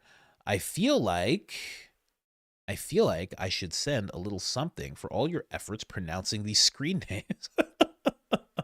Oh, what is yours? Yours is Aridia, Aritro. What are you talking about? That's not, you just threw letters together. Let me tell you something, buddy. You just threw letters together here, okay? I'm not going to be fooled by this. You threw some letters together, and now you're trying to get me to pronounce them. Oh, you even have the pronunciation here. Including mine, Eritrea. Oh, but you can call me A. I would have. If I had 5 more seconds of having to pronounce that, I would have just called you A. Thanks for calling out Dom. he was on a, I was an employee of oh yes, I saw that. I was on an employee of Candace tour where he's talking about Candace, talking about George, acting as if he had more access than he really did. We were all just volunteers for Blexit.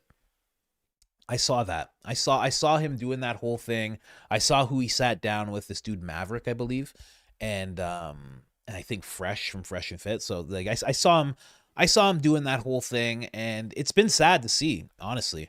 Every time there has to be a narrative pushed, like this guy was known as the narrative breaker, and now every time there needs to be a narrative push, he's right there pushing it. It's like, it's silly, and it's not even believable. Like, you know, there's some people, like Graham Allen seems like shifty. He seems shifty because sometimes when you're looking at him, it seems like he's really trying to be truthful, right? But you can see through it, but you're like, damn, this is good. And that's what makes it like a little more sinister. You're like, this guy's kind of like, you know, he's trying to be convincing, and it's almost working. It'll work on someone who didn't know him. But then when you see Dom do it, you're like, oh, this is just like, you're just setting it up. Like, you just got told to say something, you're just setting it up. You're just like, okay, guys. Hair all feminine. That's why I don't have hair. Then you're doing the Erica bun, where you got the bun on top and the hair come. What are we talking about here, guys? Shave it. Shave it off. Be a man. Come on. Leave that stuff for ladies. So I'm going to talk to my son. What are you doing with your hair? This is ridiculous. Shave that off. Oh, Jesus. Oh, my back.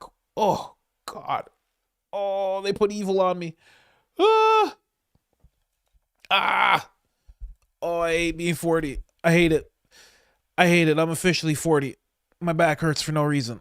God. I'm 40 years old. Oh, my gosh. Anyways, guys, let's keep going here. Being 40 is terrible. Like, there's no reason for that to happen.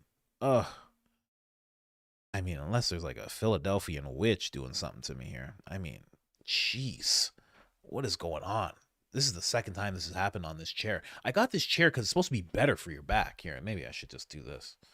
There's like a little handle here. It's supposed to help your back. Oh, God. All right, there. Oh. Someone asked Baron how he deals with back pain. He's so much older than me. He probably gets it way more. Oh, gosh. Oh, goodness. I'm just kidding. Hurts though. Hurts terribly. Brooke Weaver sent one membership. Thank you so much. Queen Izzy D. Day. Thanks for helping me start my day right with laughter. Thank you so much. Really appreciate that. NASA resent, never saw different font in live chat before. Oh, NASA. Okay, good. NASA I can do.